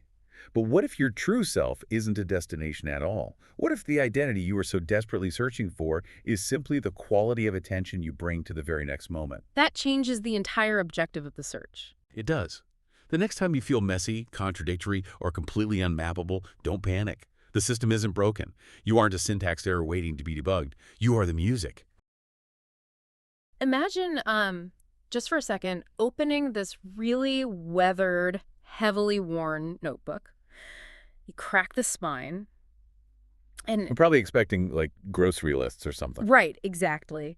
A recap of a bad day at work, maybe some complaints about a relationship, just a standard daily diary. Yeah, the mundane stuff. But instead, as you turn these faded pages, you're hit with this literal, almost frantic blueprint for rewriting the human soul. It's wild. You see these incredibly intricate alchemical diagrams drawn in the margins. You see raw, embarrassing confessions that have been crossed out and rewritten. And massive, totally contradictory ambitions. Like, there's a step-by-step guide on how to become a prophet scribbled right next to a daily reminder to do 10 push-ups. It is a staggering artifact. It really feels less like a journal and more like, I don't know, holding someone's raw, unfiltered consciousness in your hands. Totally. There is no polish. There's no editor. It's just raw thought. Well, welcome to this deep dive. If you're listening to this right now, you are stepping into a really intensely private, wildly fascinating exploration with us. We're so glad you're here for this one. Today, our journey takes us straight into the heart of this exact stack of handwritten notebooks. And our mission today isn't just to gawk at someone else's private thoughts. Right. That's not the point. No, it's to extract the actual mechanics of what this person was trying to accomplish. Because as we pored over these frantic pages, this massive overarching theme emerged. And they gave it quite the name. They did. The author uses this incredible, dense string of phrases to describe their own life project. And bear with me here, it's a mouthful. They call it Reforge or Rhetoric Refactor. Syntax debug syllogistic, the ethos, logos, pathos of character quality motives towards collector identity player as emergent architectonic mystery. Which, I mean, it sounds like an absolute wall of academic and technical jargon at first glance. It sounds like a manic computer programmer trying to cast a magic spell. Yeah, exactly. But when you actually start to break it down, it is profound. We're looking at a mind actively trying to refactor its own rhetoric, debug its fundamental character, and build an emergent identity out of the sheer, terrifying chaos of daily life. Exactly. And, to give you some context on the scale of what we're dealing with as I was analyzing these notes, the closest historical parallels I could really draw were the Meditations of Marcus Aurelius or the private Red Book journals of Carl Jung. Oh, wow. Those are heavy hitters. They are.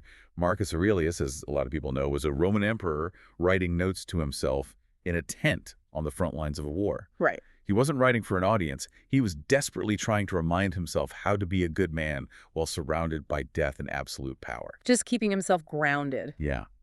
And Carl Jung's Red Book was a map of his own descent into the subconscious, trying to literally chart the psychological underworld. Which is terrifying. It is.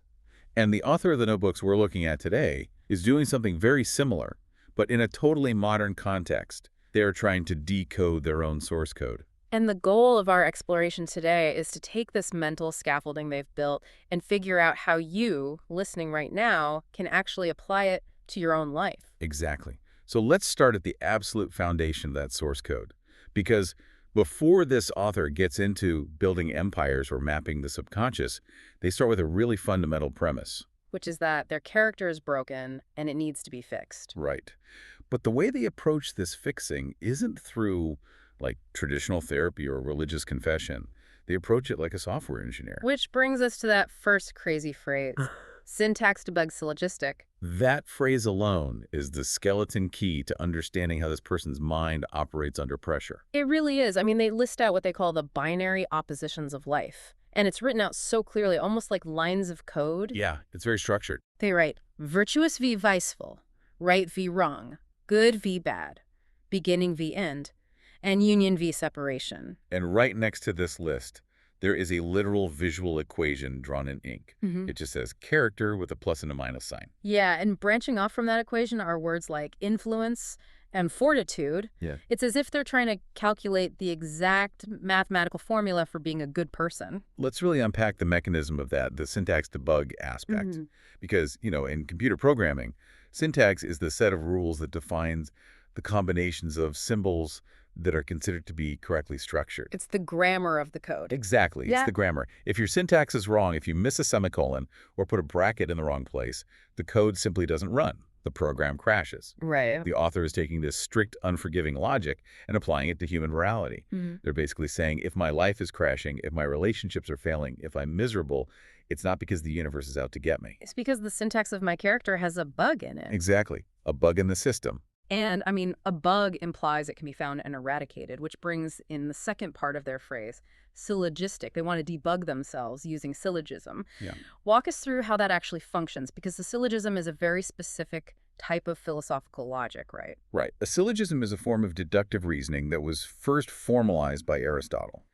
It essentially means drawing a conclusion from two assumed propositions. Okay, like what? A classic example is, major premise, all humans are mortal. Minor premise, Socrates is human. Conclusion, therefore, Socrates is mortal. So it's inescapable logic. It is inescapable. By aiming for a syllogistic debug, the author is trying to remove all the emotional ambiguity from being a quote-unquote good person. They want to make it objective. Yeah, they want to create a framework where goodness is just an executable, undeniable step.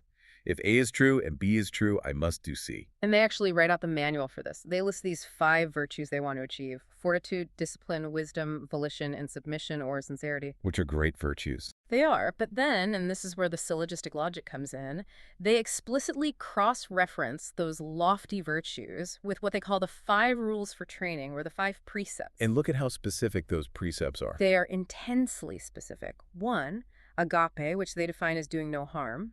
2, generosity, meaning no stealing. Right. 3, contentment, which they define very interestingly as not misusing the senses. 4, harmonize, meaning abstaining from falsehood. And 5, mindfulness, which is to refrain from intoxicants. And they don't just list these out like a wish list. They build a literal scientific methodology around them. Yeah, there's a section titled Methodology that reads exactly like a chemistry lab report. It says, hypothesis framed, test posited, information collected, accept or reject, conclusion. What is happening here psychologically is just fascinating. How so? Well, the human brain, especially when dealing with abstract guilt or moral failure, it tends to spiral. We get overwhelmed by the sheer, unquantifiable weight of our own flaws. Oh, absolutely. By bridging these massive abstract concepts like agape, unconditional universal love to a scientific step-by-step methodology, the author is forcibly changing their brain's neuroplasticity. So they're reining it in. Yeah, they're taking an agonizing existential crisis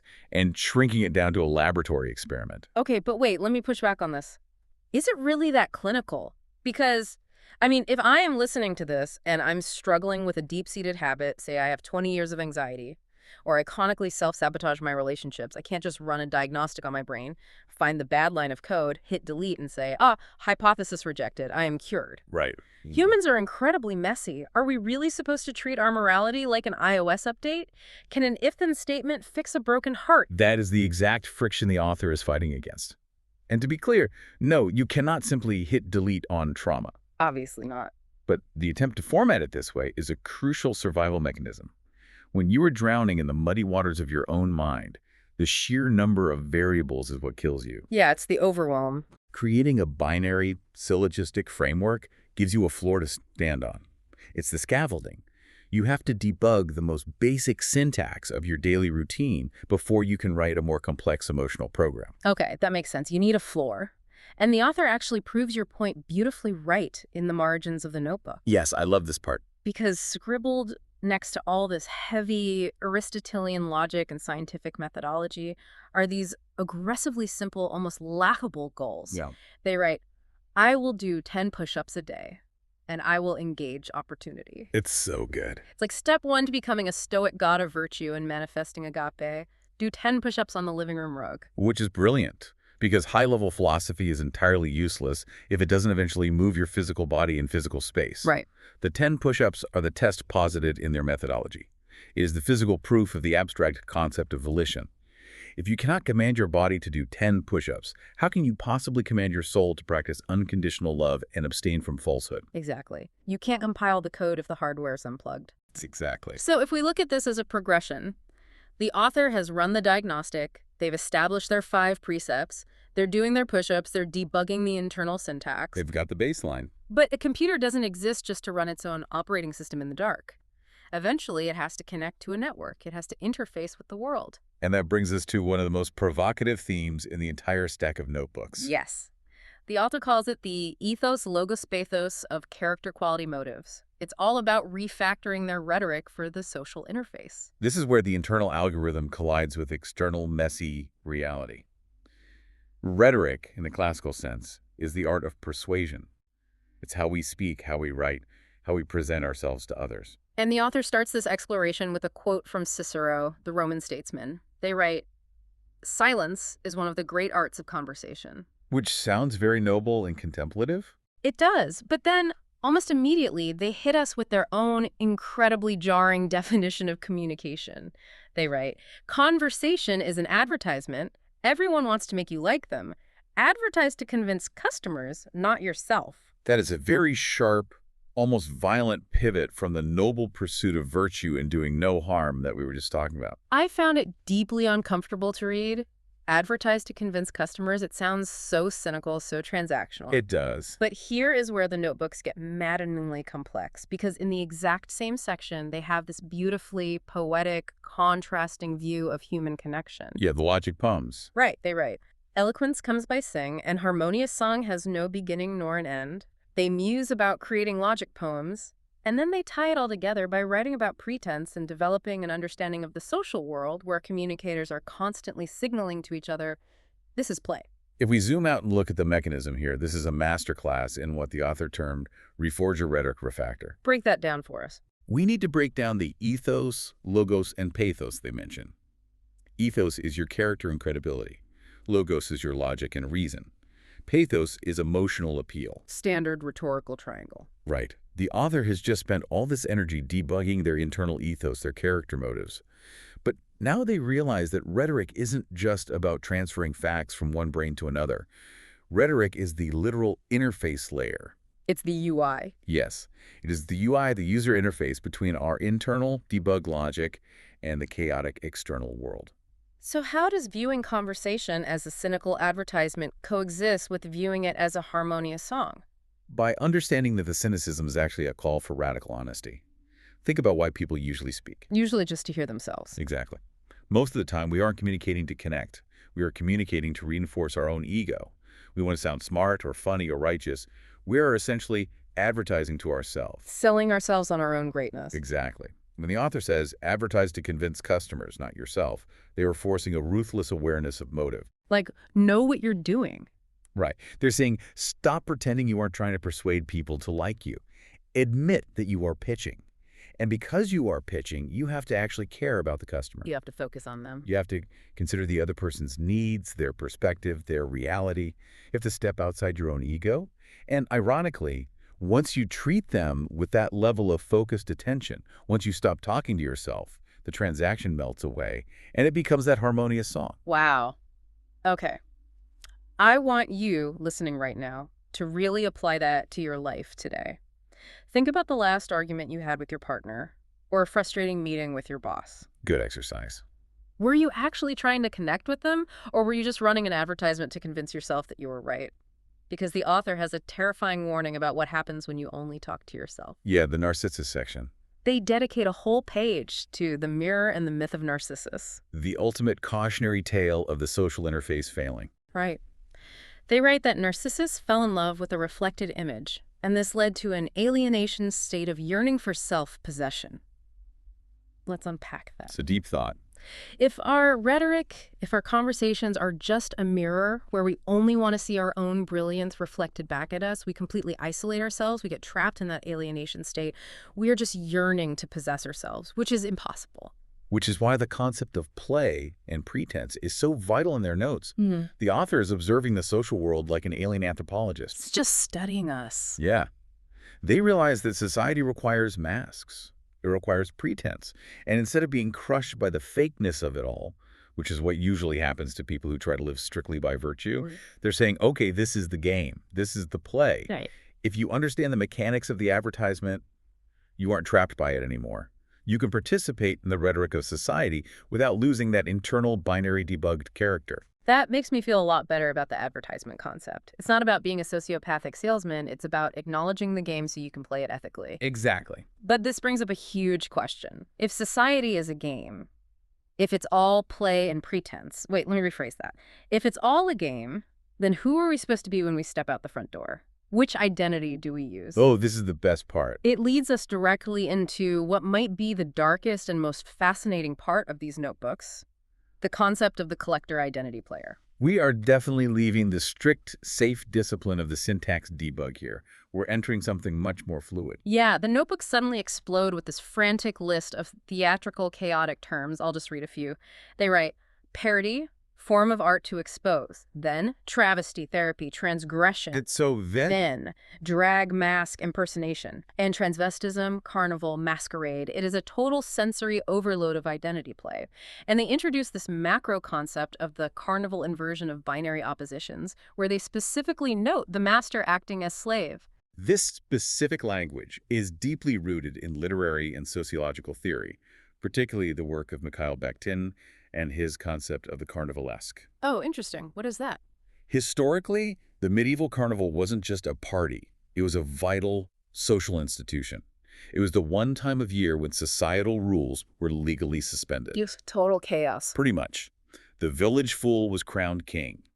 The peasants were allowed to mock the nobility. The sacred was profaned. It was an allowed, structured transgression that acted as a pressure valve for a highly rigid society.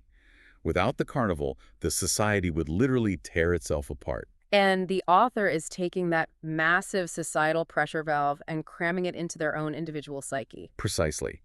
They are acting as the collector identity player. They are realizing that if you just enforce rigid syllogistic discipline on yourself, 247, your psyche will shatter. You'll break. You must have an internal carnival. And they do not hold back on how intense this internal carnival needs to be. They start musing on the nature of sin and grace. They write, sin is the inflated action of the ego taking from freely. Keep going, because the next line is the kicker. Yeah, right below that, they hit us with this absolute gut punch of a line. I had to read this 5 times when I first saw it. They write, without a feeling of transgression, love is trivial. Let's just sit with that for a second. That is a staggering thought to find written in a private notebook. I am genuinely tripped up by it. Without a feeling of transgression, love is trivial. Walk me through exactly how that works in practice, because on the surface, it feels incredibly dangerous. It does. It almost sounds toxic. Is the author saying we have to break the rules or hurt someone or break a cultural taboo to prove that love is real? It's like saying you have to intentionally break a bone just to appreciate what a caste does. Right, right. If their first rule was agape do no harm, how does transgression fit into love? It's a brilliant contradiction, and to understand it, we have to define what they mean by transgression. They are advocating for malice or abuse. They are talking about the ego. Remember their definition of sin, the inflated action of the ego. Throughout our lives, we build up these massive defenses. We build an identity that says, I am strong, I am independent, I am untouchable. That is the norm we establish. Our armor. Right. Now, how does comedy work? The author notes that comedy is the subversion of norms while retaining the norm. A joke is funny because it breaks a rule in a safe environment. Right. Psychological growth, and specifically love, works the exact same way. True love requires you to drop the ego. It requires you to take off the armor. Which is terrifying. To the self-preservation instinct, dropping your armor feels like a fatal error. It feels like a sin against yourself. Falling deeply in love, being truly vulnerable with another human being, is the ultimate act of taking off the mask. Wow. It is a terrifying transgression against your own safety. Without that risk, without that feeling that you are breaking the rules of your own self-protection and stepping into the unknown, the love is just polite. It's a contract. It's trivial. Oh, wow. Okay, so the transgression isn't against the other person. The transgression is against your own ego. Exactly. You are transgressing against your own boundaries to let someone else in. Yeah. In the carnival of identity, you have to be willing to play the fool. You have to be willing to be the master, acting as slave to love. That makes so much sense. If you never test the boundaries of your character, if you never step outside that safe, binary goodness we established at the beginning, your goodness is untested and fragile. And the author clearly finds this process of ego death both humbling and completely absurd. They wrote down this moment of humorous vulnerability in the margins, they say. There's nothing funnier than me being lost individual at a It's loss. so self-aware. They're literally laughing at their own ego trying to maintain control. The comedy of the self is necessary for humility. You have to collect these different masks, the professional, the wild friend, the vulnerable lover, and play them to discover what is actually underneath all of them. Which brings us to the ultimate question. You've debugged your syntax, you've refactored your rhetoric so you can talk to people without just advertising to yourself. You've entered the carnival, played with your masks, and risked the transgression of vulnerability. So what's next? Where does all this internal chaos actually go? How does it organize itself? It has to go somewhere. And this leads us to what is easily the most visual, cryptic, and profound part of the notebooks. The author labels this the emergent architectonic mystery. This is where we see them trying to literally, physically map the architecture of the soul. Yes, and they do it through these incredibly intricate hand-drawn geometric and alchemical diagrams. Yeah. The central image, which takes up a whole page, is specifically described in their notes as a square containing a circle surrounded by a circle. That's gorgeous. It looks like an esoteric mandala. And thankfully, because we aren't mind readers, the author provides their own definitions for what this geometry means. Thank God for the footnotes. Right. They write that the inner circle is the prima materia, original border chaos. Then, the square that surrounds it represents the separation of prima materia into four elements: discrimination, the consciousness of ego, laws of the world. And then the outer layer. Finally, the outer circle that encompasses the whole thing is defined as higher unity quintessence. What we are looking at here is pure classical alchemy applied directly to modern psychology. It is the blueprint for the emergent architectonic mystery. The author is attempting to explain the actual mechanics of how a human being matures. So let's decode this diagram piece by piece. Start with the inner circle, the prima materia. What exactly is that? In historical alchemy, prima materia was the raw, unformed, chaotic base material you started with before you attempted to transmute it into gold. So it's just raw stuff. Yeah, psychologically, it is your raw potential. It is your deepest unfiltered emotions, your unsorted childhood trauma, your wild creativity, your libido. It is the original border chaos. It sounds overwhelming. It is. The author also beautifully relates this to music. They write, jazz is smooth and cool. Jazz is rage and fire. Jazz flows like water. Jazz is creation. Oh, I love that metaphor. The prima materia is the raw jazz. Yep. It's the messy stuff we usually try to hide from the world. Exactly. But here's the problem. You cannot stay in the inner circle. If you live your entire life purely as prima materia, purely as raw, unfiltered jazz, you are just a chaotic mess. You are reactive, undisciplined, and ultimately destructive. So you have to move outward. Right. To mature, you have to push that raw material outward into the square. And the square is defined as discrimination, the consciousness of ego, laws of the world. Right. The square is the architectonic part. It is structure. It is the rules of society. It's the necessity of paying your taxes. It's the discipline of doing those 10 push-ups every single day, even when you are tired. It's rigid. The square is hard, sharp, and unforgiving. It forces discrimination. It cuts away what isn't useful. So, to extend the metaphor, you take the wild, raging jazz and you force it to sit down and learn rigid music theory. You make it learn time signatures and scales. Precisely. But here's the secret of the diagram. The square is not the final destination. This is where most people fail in life. Really? How so? If you get stuck in the square, you become rigid. You become dogmatic, corporate, and lifeless. You become a spreadsheet. Nobody wants to be a spreadsheet. No. The goal of individuation, which the author explicitly mentions, is to survive the immense pressure and friction of the square so that your refined, disciplined material can expand into the outer circle. The quintessence, the higher unity. Yes. This is the emergent mystery. It's when you have successfully integrated your wild inner jazz with the harsh discipline of music theory, and you emerge as a master musician. You know the rules so well that you can break them beautifully. Exactly. You're a fully individuated, whole person. I want everyone listening to close their eyes for a second and visualize this geometry in their own life. What is the prima materia inside you right now? That's a great question. What is that raw talent, or maybe that chaotic, raging emotion, anger, passion, grief that is just swirling around in that inner circle? And more importantly, what is the square of discipline you are avoiding? Ouch. Right. What structure do you need to push that raw emotion through to make it actually useful to the world? Because the author clearly wrestles with the agonizing pain of the square. They definitely do. They contrast that rigid geometry with this incredible poetic assertion of freedom, they write. If I'm the wind, you can't forbid it of me. It's the ultimate tension between absolute freedom, the wind, the jazz, and absolute structure. It's a beautiful line. But I have to ask you, I mean, squaring the circle, it almost sounds violently restrictive, trying to force a wild, abstract soul into a rigid box. Is the square the enemy here? Because it feels like the author resents the rules even as they are meticulously drawing them out. That tension is the entire point of the process. The square feels like the enemy when you are trapped inside it. Discipline feels like oppression to a chaotic mind. Here, When you are the wind, a wall feels like an insult. But think about the physics of it. Without the wall, the wind has no force. It just dissipates into the atmosphere. oh, wow. The square is the friction required for transformation. You cannot reach the outer circle of higher unity without passing through the harsh discrimination of the ego and the laws of the world. The author knows they need the square, which is why they are drawing it, but they are writing "I am the wind" to remind themselves not to let the square kill their spirit. The friction required for transformation, that is a phenomenal way to look at the struggles in our lives. Our daily frustrations aren't punishments, they are the square. Exactly. And once you pass through that friction, what is on the other side?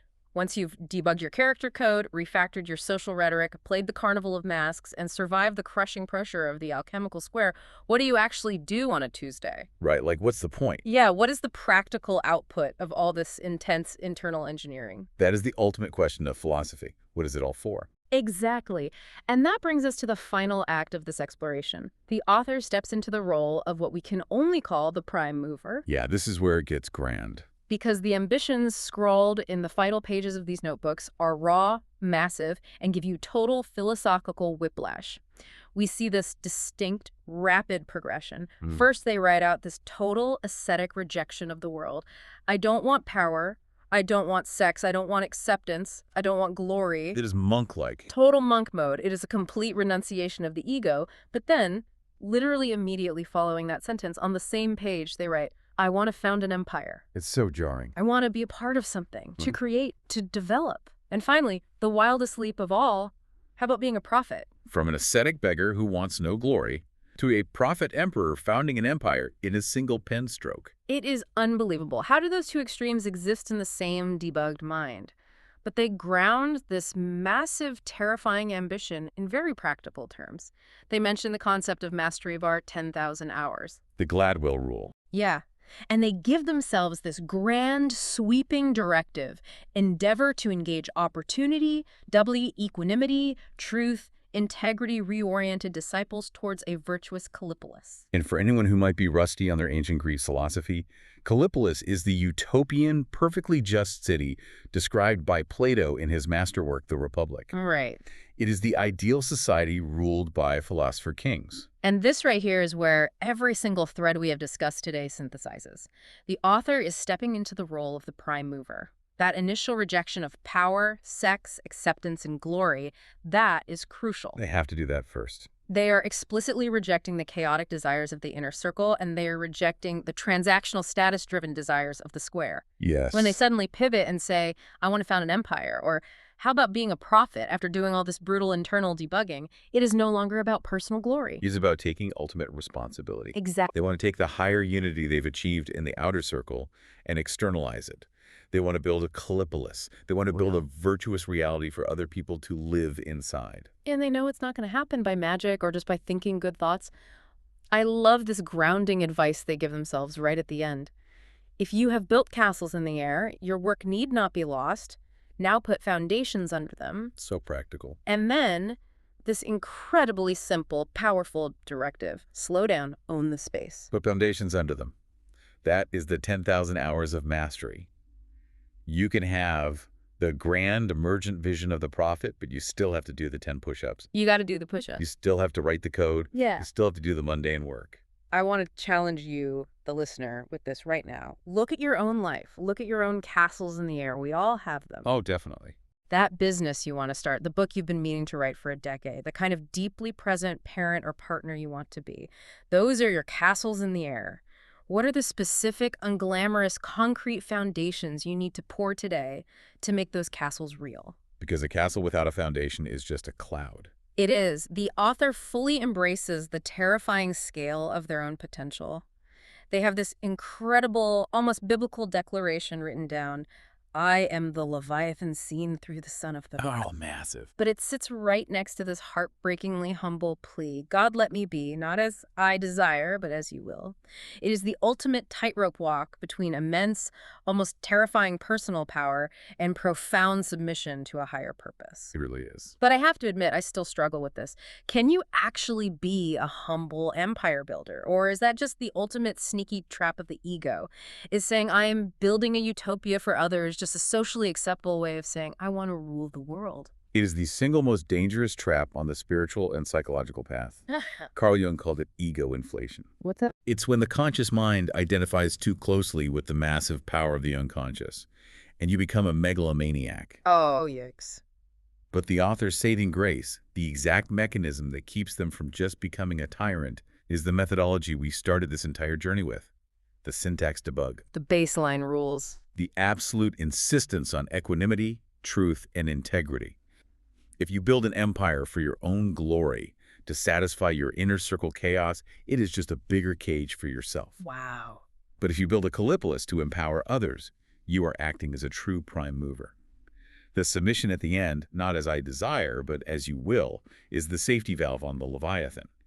It ensures that the power serves the world, not the ego. Man, what an unbelievable journey. Let's just take a breath and recap where we've been, because we have covered a massive amount of psychological and philosophical terrain today. We really have. We started in the dark, looking at how to debug our fundamental flaws by treating our character like syntax that needs fixing, using syllogistic logic to force ourselves into virtuous action. Doing the push-ups. Right.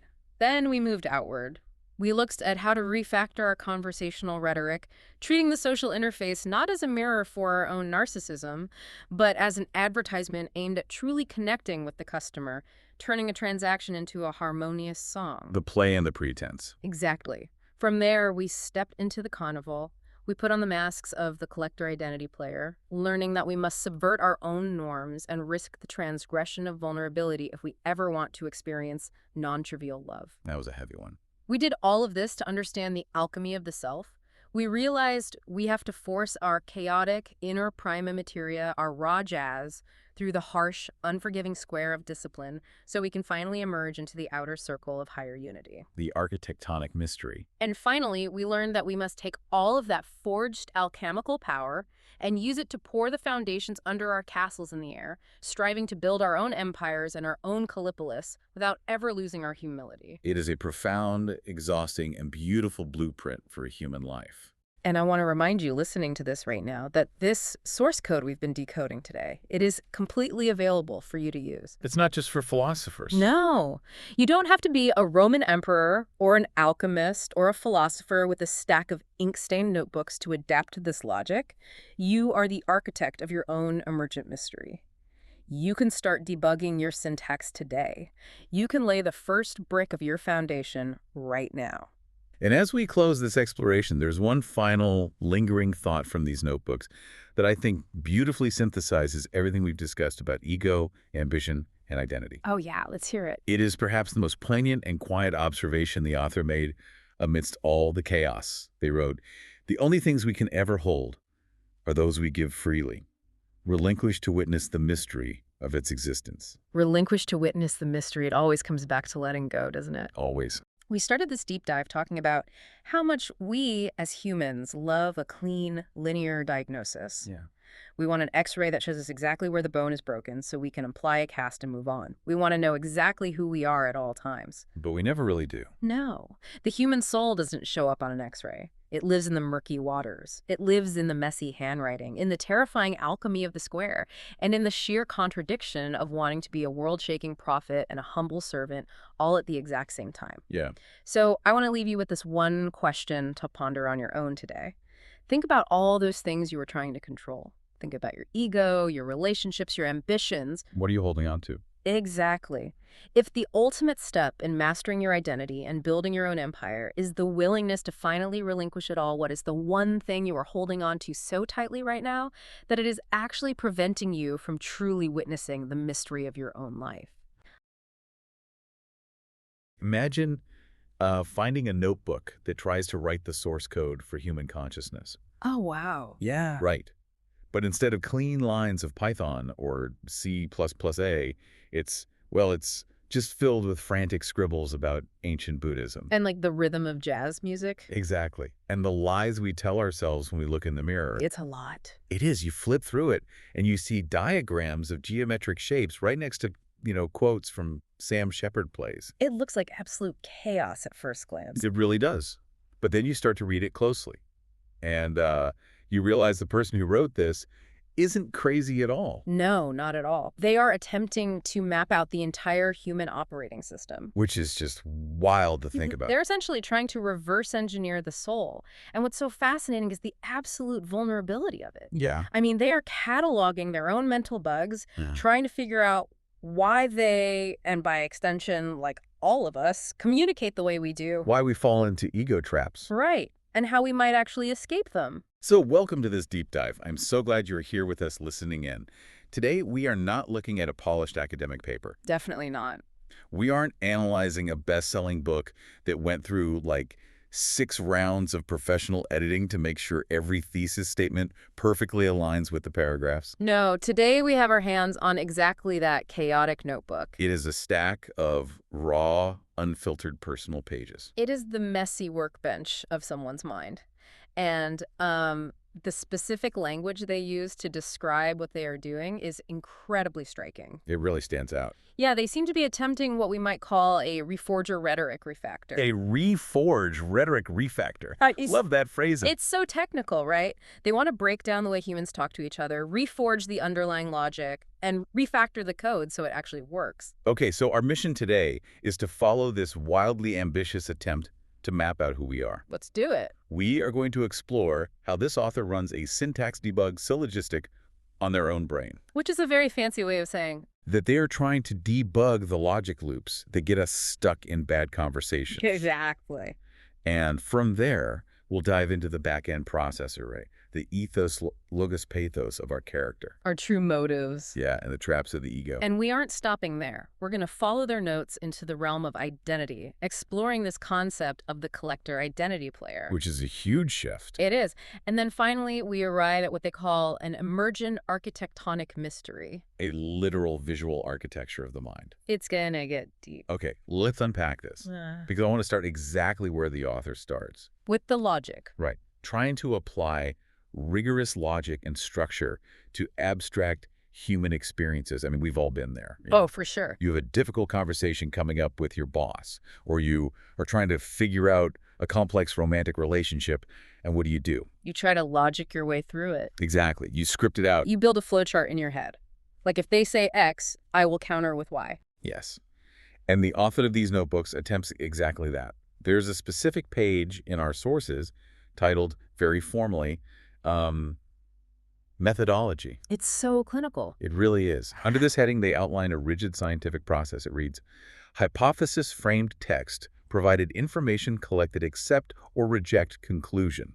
What stands out to me here is that this methodology isn't being applied to a chemistry experiment. No. In the context of the surrounding notes, this strict scientific method is being applied to human communication and social interaction. Which is wild. They are trying to build a syllogistic framework to understand the people around them. They even use the phrase anatomy and ology. Anatomy and ology, like they're trying to dissect a conversation on a surgical table. Exactly. But I mean, isn't trying to map out a conversation like a scientific hypothesis kind of doomed to fail? Completely. Like if I walk into a coffee shop to meet a friend, who is going through a hard time, Yeah. and I have my hypothesis framed, and I am ready to collect information to accept or reject their feelings, I'm going to sound like a sociopath. You are. You absolutely are. And the author actually realizes this. They do. Yeah, they leave a trail of breadcrumbs showing how this syntax debug syllogistic approach starts to fall apart. Oh, right. The note about the customers. Yes. There is this one really intriguing, almost cynical note scribbled down that says, always so convince customers, not yourself. Convince customers, not yourself. That hits hard. It really does. Because the customers aren't literal retail buyers, are they? No, the customers are our peers, our colleagues, our romantic partners. Wow. The author is pointing out a massive flaw in our modern human operating system. We spend so much of our time constructing a rhetorical argument, a logos, to sell our persona to the outside world. So we frame a hypothesis, run a test, and convince the external world of our value. Precisely. The author actually calls this solidifying value in the margins. It's like when you go into a job interview and you give the perfect, logically sound answer to, what is your greatest weakness? Oh, the classic trap. Right. You accept the premise, you frame the response, you deliver the conclusion, you convince the customer. But inside, you just ran a script. You know it's fake. You know it's what the author calls a logic poem. A logic poem. Yeah, that phrase appears right next to a really startling philosophical jump. The author writes, logic poems draws an arrow to I as conscious, and then right below that they question Goat interface AI. Wait, let's slow down there. Logic poems to AI. Are they saying we are basically just ChatGPT spitting out predicted text? That is precisely the fear they are wrestling with. That's terrifying. It is. If our interactions are just logic poems, if they are just calculated inputs and outputs designed to convince an interface. Whether that interface is a boss, a spouse, or society at large. Exactly. Are we any different from an artificial intelligence? I mean, If human consciousness is just a complex series of accept or reject conclusions, then the syntax debug has revealed that we are trapped in a machine. that is deeply unsettling. If you are listening to this on your commute right now, think about how many conversations you've had today that were just logic poems. Where you just said the thing you were supposed to say. Right. To get the expected response. Yeah. To solidify your value. It's exhausting. And it is completely devoid of actual connection. It's just data transfer. But here is the turning point in the notebook. Amidst all this strict methodology, the author realizes that logic is just the front-end interface. The surface layer. Yeah. They write a note that completely shifts the paradigm. Jazz is smooth and cool. Jazz is music and fire. Jazz. From scientific methodology to jazz. And around this, they write about harmony, rhythm, time. Oh, I see. You can't write code for jazz improvisation. Nope. You can program the key, you can program the tempo, but you can't program the spontaneous reaction to the bass player missing a beat. Or the saxophonist turning it into a new melody. Exactly. Jazz requires an active presence that a syllogism just cannot account for. You need syntax to learn how to play the saxophone, sure. You have to know the scales. But the actual playing of it with other humans requires stepping out of the methodology. It requires stepping into the unknown. And there's a quote they pulled from Cicero that I think perfectly bridges this gap between logic and jazz. The one about silence? Yeah. The author transcribed, "Silence is one of the great arts of conversation." Such a great quote. And below that, their own thought. Conversation is an art ceremony. Everyone brings a bit. This is a radical refactoring of the way we communicate. How so? Well, when you view conversation as a strict methodology, silence is a failure. It's an error in the code. Like the program stall. Right. It means the data flow has stopped, the hypothesis is failing, the customer isn't being convinced. It's awkward silence. Exactly.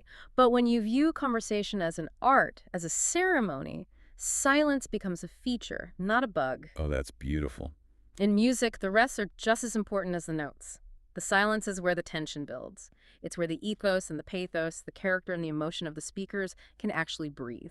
So we've established that trying to logic your way through a conversation fails. It hits a wall. The syntax debug syllogistic approach hits a wall because we aren't AI interfaces. Right. But why do we default to this logic loop in the first place? Why are we so desperate to convince the customers? That's the million-dollar question. To understand that, we have to look at the back-end processor that is actually generating these errors, right? Yes. the human ego and our raw motives. We are moving from the surface level of rhetoric into the deep ethos and pathos of human character. And the author does not pull any punches when looking at our internal machinery. They start by mapping out the absolute extremes, the binary oppositions of our nature. The black and white stuff. They list virtuous v viceful, right v wrong, good v bad. It is the classic struggle. Mm-hmm. But they don't just leave it as an abstract philosophical debate. They write down a very specific set of constraints. Yeah. They title it 5 Rules for Training, or the 5 Precepts. And they are highly specific. Do no harm, no stealing, not misusing senses, abstain from falsehood, and refrain from intoxicants. What's vital to understand here is that these are the 5 precepts of Buddhism. Oh, really? Yeah. The author is pulling ancient spiritual technology into their personal notebook to try and stabilize their character. Interesting. And they pair these behavioral rules with internal attitudes, listing 5 virtues: fortitude, discipline, wisdom, volition, submission, sincerity. Okay, I want to push back on this a little bit, or at least play devil's advocate. Sure. Because to a modern ear, this sounds incredibly puritanical. It does. Abstain from falsehood, refrain from intoxicants, don't misuse your senses. It sounds like a list of rules from a strict boarding school, not a way to unlock human consciousness. I totally get that reaction. Why is the author leaning so hard into this rigid morality, right after realizing that rigid logic fails? That is a brilliant tension to point out. It does sound puritanical on the surface, but we have to look at why these precepts exist in the context of the notebook. Okay. The author isn't trying to be a good boy to please some cosmic headmaster. They are building a firewall against a very specific malware in the system. Malware. They are trying to contain the ego. The narcissus ego. Exactly. The ego is the villain in this notebook. It is the bug that keeps crashing the system and forcing us to run those hollow logic poems. Because the ego just wants to win. Right. The author provides a stunningly articulate diagnosis of this bug in a section dedicated to the mirror and the ego. They write, the mirror is for reverence to show desire bribes. Let me read the next part, because it honestly made me stop in my tracks when I was reviewing the sources. It's so good. They write, Narcissus, the alienated ego, cannot give life for life. To fall in love, women reflected image. One does not possess oneself. We long yearn for what we lack. Let's unpack the psychology of that. Please do. The myth of Narcissus isn't just a story about vanity. It is a story about profound alienation. Because he's staring at a puddle. Right. Narcissus stares into the pool and falls in love with an image, but the image is flat. It has no substance. It's just light bouncing back. Exactly. The ego becomes alienated from the real, physical, messy world because it prefers the clean, controllable reflection. And the author says we long yearn for what we lack. Yes. The reflection always looks complete, but inside we feel empty, so we become obsessed with maintaining the reflection to hide the lack. Precisely. And in the modern world, this is hyper-weaponized. Think about it. What is our mirror today? Oh, man. It's our smartphone screen. Yep. It's our social media profile. It's our digital avatar on a Zoom call. We're constantly looking at ourselves. Yes. We stare into these black mirrors, and what do they show us? The author says the mirror is there to show us desires bribes. Bribes. That word is so loaded. Our algorithms are literal mirrors designed to reflect our own desires back at us, bribing our attention. They show us the lifestyle we lack, the validation we crave. And when you are locked in that loop, staring at your own reflection and chasing bribes, you are alienated. Completely. You are disconnected from the ceremony of real conversation. You, as the author says, cannot give life for life. Because you're too busy taking. You are just a closed circuit, a feedback loop of anxiety. This brings us back to your question about the 5 precepts. Why the strict rules? Right. The author actually defines what happens when the ego operates in this alienated state. They write a definition of sin that is totally detached from conventional religious dogma. It's rooted entirely in behavioral psychology. Yes. They write, sin is the inflated action of the ego taking for itself. Alienation and remorse punishment and restoration follow. The inflated action of the ego taking for itself. That is fascinating. Isn't it? Sin isn't some mystical bad mark on your soul. It is simply an operating system error where the ego expands to consume all available memory. Yes. Think about what taking for itself means in daily life. Okay. It means dominating a conversation to solidify your value. It means doom scrolling, which is misusing the senses to feed the ego's boredom. It means lying. abstaining from falsehood to protect the reflection in the mirror. Exactly. The precepts aren't puritanical punishments. They are boundaries to stop the ego from inflating and causing a system crash. And we all know what that crash feels like. There's a tiny note in the margins of these pages that I almost missed, but it acts as the perfect diagnostic tool for this ego inflation. The acronym. Yes, it's an acronym, Yeah. HALT, hungry, angry, lonely, tired. The HALT acronym. It is widely used in addiction recovery and cognitive behavioral therapy as a checklist for vulnerability. Because when you are hungry, angry, lonely, or tired, Yeah. your executive function is compromised. Right. If we use the operating system metaphor we established earlier, HALT is like a memory leak in your computer. You are running too many background processes. You haven't eaten, you're holding on to resentments, you feel isolated because of the alienated ego, and you aren't sleeping. The CPU spikes to 100%, the fan is screaming, and the system crashes. And when the system crashes, it defaults to the lowest level of programming. The selfish, inflated ego. Yeah, when you are asleep, you don't care about the art of conversation. You don't care about the 5 virtues of fortitude or wisdom. You just want to take for yourself. You snap at your partner, you send a passive-aggressive email. So if the ego is a trap, and the mirror is full of bribes, and our default state under stress is this destructive inflation, what is the patch for this bug? How do we fix it? Yeah, how does the author suggest we actually fix our character? The author turns to a concept they label anatta. Okay, I need you to explain this to me like I'm 5. Sure. Because the notes define anatta as the true nature of self and other, and point to the idea of non-self or emptiness. Which sounds confusing. Yeah, if I have no self, how do I exist? If I have no ego, how do I ask for a raise at work? How do I advocate for my boundaries in a relationship? It sounds like they are suggesting we just become passive doormats. Exactly. That is the most common misunderstanding of anatta. Non-self does not mean non-existence. Okay. It doesn't mean you don't have a body, a bank account, or preferences. It means that the fixed, independent, unchanging self you think you are, the reflection in the mirror, is an illusion. So it's about interconnectedness. Exactly. The ego believes it is separate from the world. It believes it has to fight the world to take for itself. Right. Anatta is the realization that you are fundamentally connected to everything else. You are a process, not a static object. So when you ask for a raise... When you ask for a raise, you aren't doing it to inflate an isolated ego. You are doing it because it is the correct, balanced flow of resources in the system of your life. Oh, that's a huge perspective shift. Yeah. And the author pairs this realization of nada with the necessity of grace and the sacrificial love. Yeah. You counter the ego taking for itself by deliberately choosing to give. This is the ultimate reforger rhetoric refactor. The default setting is the narcissist protocol, right? Look in the mirror, identify what you lack, inflate the ego to take it, hit the HALT state, and end up alienated. Exactly. The updated protocol is the anatta protocol. Recognize the reflection as just an image. Step away from the mirror, follow the precepts to maintain system stability, and practice sacrificial love to restore your connection to the whole. If you are listening, consider your own daily interactions. When you walk into a room, are you operating on the narcissist protocol or the anatta protocol? Which one is running? Are your motives driven by the 5 virtues? Fortitude, wisdom, sincerity? Or are you being driven by a bribe to your own desires?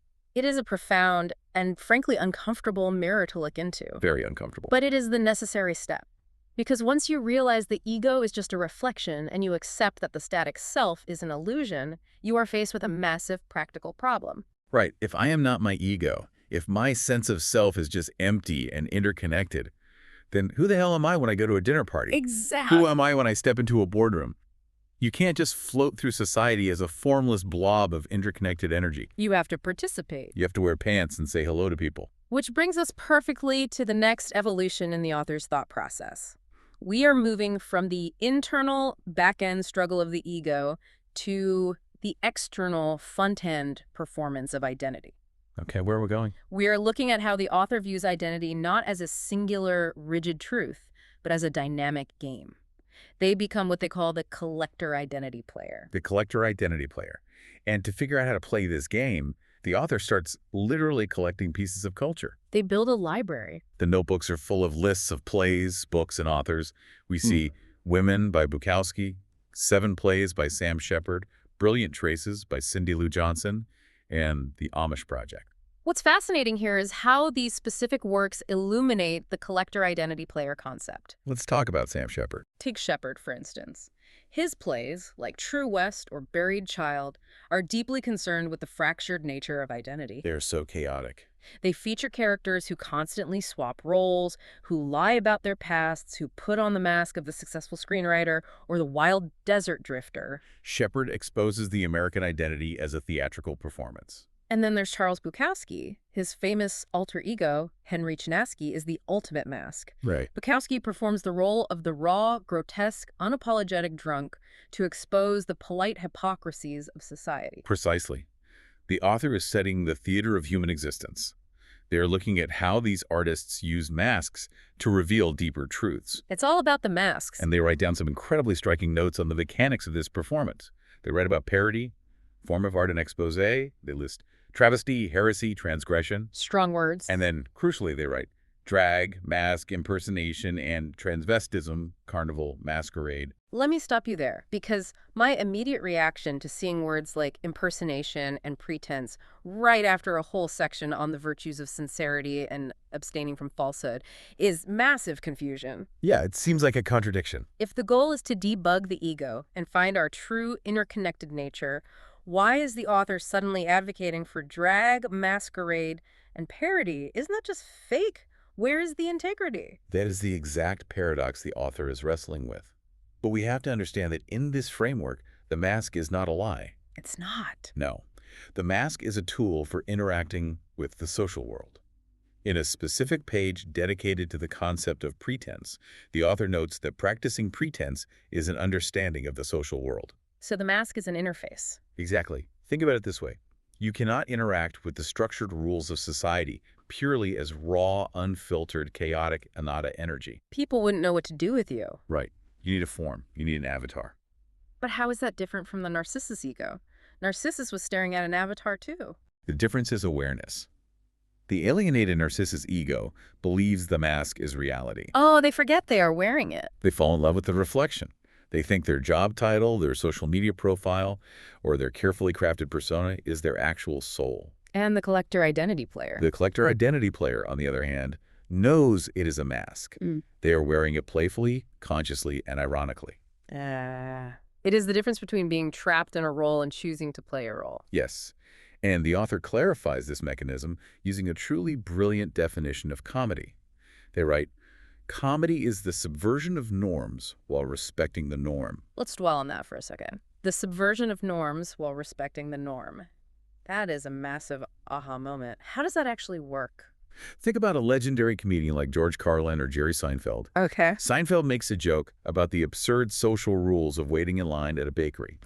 To make that joke work, to subvert the norm, he first has to deeply understand and acknowledge the reality of that norm. Right. If he didn't respect the premise that humans wait in lines, the joke would have no tension. Exactly. The parody relies on the structure it is mocking. The parody is a form of art and expose, as the author noted. When you put on a mask, when you engage in the masquerade of corporate life, or the carnival of a Friday night party, you are participating in a grand comedy. You are playing with the syntax of who you are supposed to be. And the author takes this to cosmic extremes. There are these poetic, almost manic quotes scattered in the notes where they try on different voices. Like acting exercises. Yeah, they write, I'm the Leviathan, seen from the skin of Elon, and right next to it, if I am the king, you can't forbid it of me. They are trying on archetypes. The Leviathan, the king. They are expanding their capacity by collecting these massive identities. But they also recognize the necessity of playing the lowest roles. They write, beggars for spirit. You must be willing to play the king and the beggar to fully map the human operating system. But surely, if you are just endlessly swapping masks, one day the king, the next day the beggar, one day the corporate executive, the next day the punk rocker, you run the risk of completely losing your center. You just become a fragmented sociopath. You would if you didn't have an anchor. And this connects to a beautiful quote from Henry David Thoreau that the author took the time to transcribe completely. What does it say? It says, if you have built castles in the air, your work need not be lost. That is where they should be. Now put the foundations under them. So the castles in the air are our wild, imaginative identities. They are the masks, the king, the Leviathan, the dreams. Right. And the rigid methodology we talked about in segment 1, the syntax debug syllogistic approach, would say, castles in the air are illogical. Reject the hypothesis, delete them. Grow up. Be realistic. Stop playing dress up. But the author, having debugged that rigid logic, says no. Keep the castles. Play the roles. Be the collector identity player. But you must put the foundations under them. And what are those foundations? The foundations are the ethos and pathos we just explored. The 5 precepts. The virtues of fortitude and discipline. The realization of anatta. I see. You collect the identities, you play the roles in the carnival of life, but you anchor them with deep-grounded moral integrity. So what does this mean for the listener who is maybe feeling a bit of imposter syndrome at work or feeling like they act completely differently around their family than they do with their friends? It's a common feeling. It means you don't have to be terrified of being a hypocrite. You are a collector identity player. You are allowed to wear different masks. The danger isn't in wearing a mask. Right. The danger is forgetting that you have it on. The danger is when the mask becomes the master, when the methodology overrides the ceremony.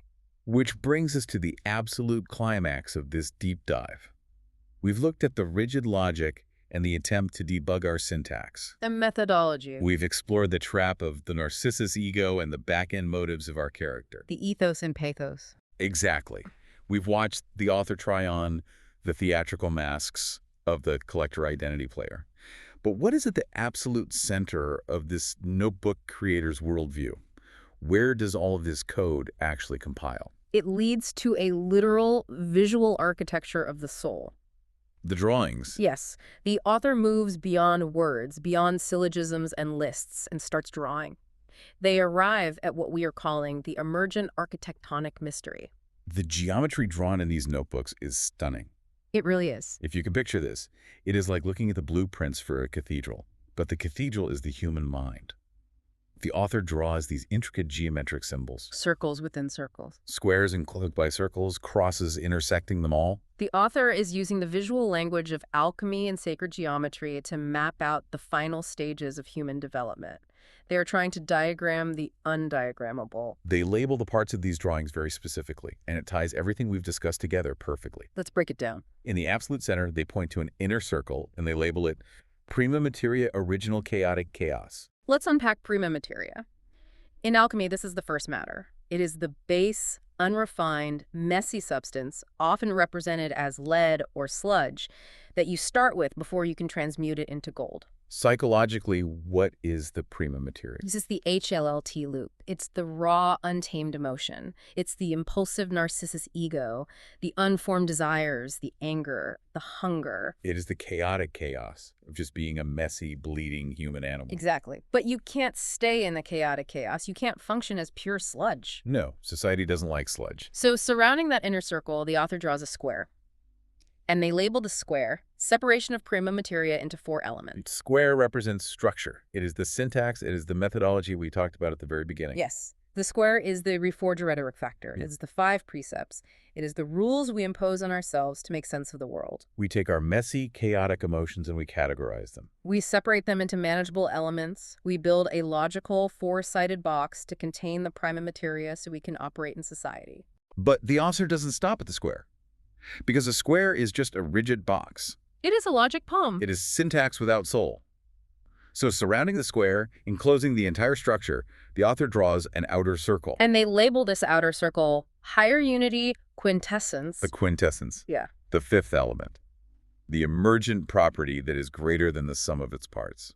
Let me try to put this into a concrete analogy. Go for it. It's like we start as a chaotic, wet, formless pile of clay. That's our prima materia. It's full of potential, but it's a mess. Right. Then we use logic, rules, and discipline, the 5 precepts, the square, to bake ourselves into distinct, solid bricks. We impose order on the chaos. But a pile of perfectly baked bricks is still just a pile of bricks. Exactly. The ultimate goal isn't just to be a perfectly baked logical brick. The goal is to take those bricks and your raw clay and build them into a cathedral. Oh, wow. And the beauty of the cathedral, the way the light hits the stained glass, the way the acoustics echo a choir, you couldn't have predicted that just by looking at a block. No. The cathedral is the higher unity. This is the essence of the emergent architectonic mystery. It is architectonic because it has structure. the square, the foundations under the castles. But it is an emergent mystery because the higher unity cannot be fully explained by the methodology. The whole is infinitely greater and more mysterious than the sum of the parts. It transcends logic. Okay, that is a beautiful philosophical model, but practically, how do we actually get there? That's the real question. If I am sitting in traffic, stuck in my prima materia anger, or trapped in my rigid logical square of I am right and they are wrong, how do I access this emergent outer circle? The author gives us the key, and it blew my mind. Written right next to a drawing of a peace sign that resembles a cross, they write one of the most powerful sentences in the entire notebook. Individuation happens in the moment. Individuation happens in the moment. Now, Carl Jung used the term individuation to describe the ultimate psychological goal. Right. The process of integrating all the disparate parts of the self, the ego, the shadow, the masks, into a unified whole self. The outer circle? But Jung framed it as a lifelong, epic quest. Right. We usually think of enlightenment or individuation as requiring decades of meditation in a monastery. And the author knows about long-term effort. They note elsewhere on the pages, mastery of art, 10,000 hours. But here, they explicitly state that the actual transformation, the individuation, happens in the moment. Why? Because true character isn't a 10-year plan. It is a series of immediate, real-time choices. It's right now. Individuation isn't a destination you arrive at when you are 80 years old. It is the choice you make right now when the ego flares up. It is the choice you make when you are hungry, angry, lonely, or tired. Will you default to the alienated Narcissus ego, or will you choose the Anata protocol? The author writes a very specific behavioral directive to help with this. They write, slow down, own the space. That is the practical mechanism of individuation, when you feel the chaotic chaos of the prima materia rising in your chest. When you feel your mind retreating into the rigid defensive square of your logic poem, You have to slow down on the space. you insert that Cicero-level silence into the ceremony of your life. Yes. You create a gap between stimulus and response. And in that slowed down space, you make the final, ultimate move of the notebook. The author writes this conclusion on possession and control, and it completely subverts everything the ego stands for. What does it say? They write, the only things we can ever hold are those we give freely, relinquish to witness the mystery of life as it is arriving. The only things we can ever hold are those we give freely. That is the complete antithesis of the Narcissus ego. It really is. The inflated ego takes for itself. It tries to grasp, to control, to solidify value, to frantically convince the customer. It wants to hold everything in a tight fist. But the architecture of the soul doesn't work that way. The tighter you squeeze the prima materia, the more it slips through your fingers and the more alienated you become. Relinquish to witness. You have to let go of the rigid methodology. You have to take off the mask or at least smile and acknowledge you are wearing it. You have to stop trying to force the jazz to sound like a computer program. The mystery of life as it is arriving. Life is not a static hypothesis you can accept or reject. No, it's not. It is not an anatomy and ology specimen you can pin to a board. It is constantly arriving. It is emergent. And if you're too busy staring in the mirror, calculating your next rhetorical move to defend your ego, you will completely miss the arrival. You will miss the higher unity. Okay, let's take a breath because we have covered a massive, sprawling amount of ground today. We really have. But it all connects. We started by looking over the shoulder of someone trying to execute a reforger rhetoric refactor, We saw them running a syntax debug syllogistic on their own brain. trying to force the art of human interaction into a rigid logical methodology. But they realized that logic poems and convincing customers aren't enough. We moved into the ethos logos pathos of their character. Witnessing their profound struggle with the greedy, alienated Narcissus ego. We saw how inflating the ego only leads to the échalote loop of exhaustion and alienation. We watched them find the cure in Anata and the 5 precepts, which allowed them to become the collector identity player. They learned that parody, drag, and masks can actually be tools to navigate the social world as long as we put solid foundations beneath our castles in the air. And finally, we arrived at the center of their geometry. We saw the chaotic prima materia structured by the logical square, ultimately surrendering to the emergent architectonic mystery of the outer circle. We learned that individuation isn't a distant goal. It happens in the moment you choose to slow down, own the space, and step out of the ego. The author didn't just leave us a notebook. They left us a blueprint for a continuous daily refactoring of our own character. Which brings us to our final thought for you. The author realized that the inflated ego takes for itself. but that the only things we can ever hold are those we give freely. If you are listening to this right now, I want you to think about your own prima materia, your own daily chaos, your messy emotions, the anxieties you woke up with this morning. Are you exhausting yourself trying to force all of that chaotic clay into a perfectly rigid, logical square? Are you spending all your energy today trying to convince the customers in your life that you have no flaws, running a logic poem just to survive the day? Or are you willing to slow down, own the space? Are you willing to relinquish a little bit of that desperate control, sit in the silence of the ceremony, and just witness the mystery of your own life arriving at your doorstep today? The architecture is already inside you. You just have to let the higher unity emerge. I love that. Thank you so much for joining us on this incredibly complex, deeply human, deep dive into these notebooks. We invite you to keep questioning your own operating system, keep noticing when you're staring into the mirror, and keep finding the music in the silence. Until next time. So, imagine opening a diary, right?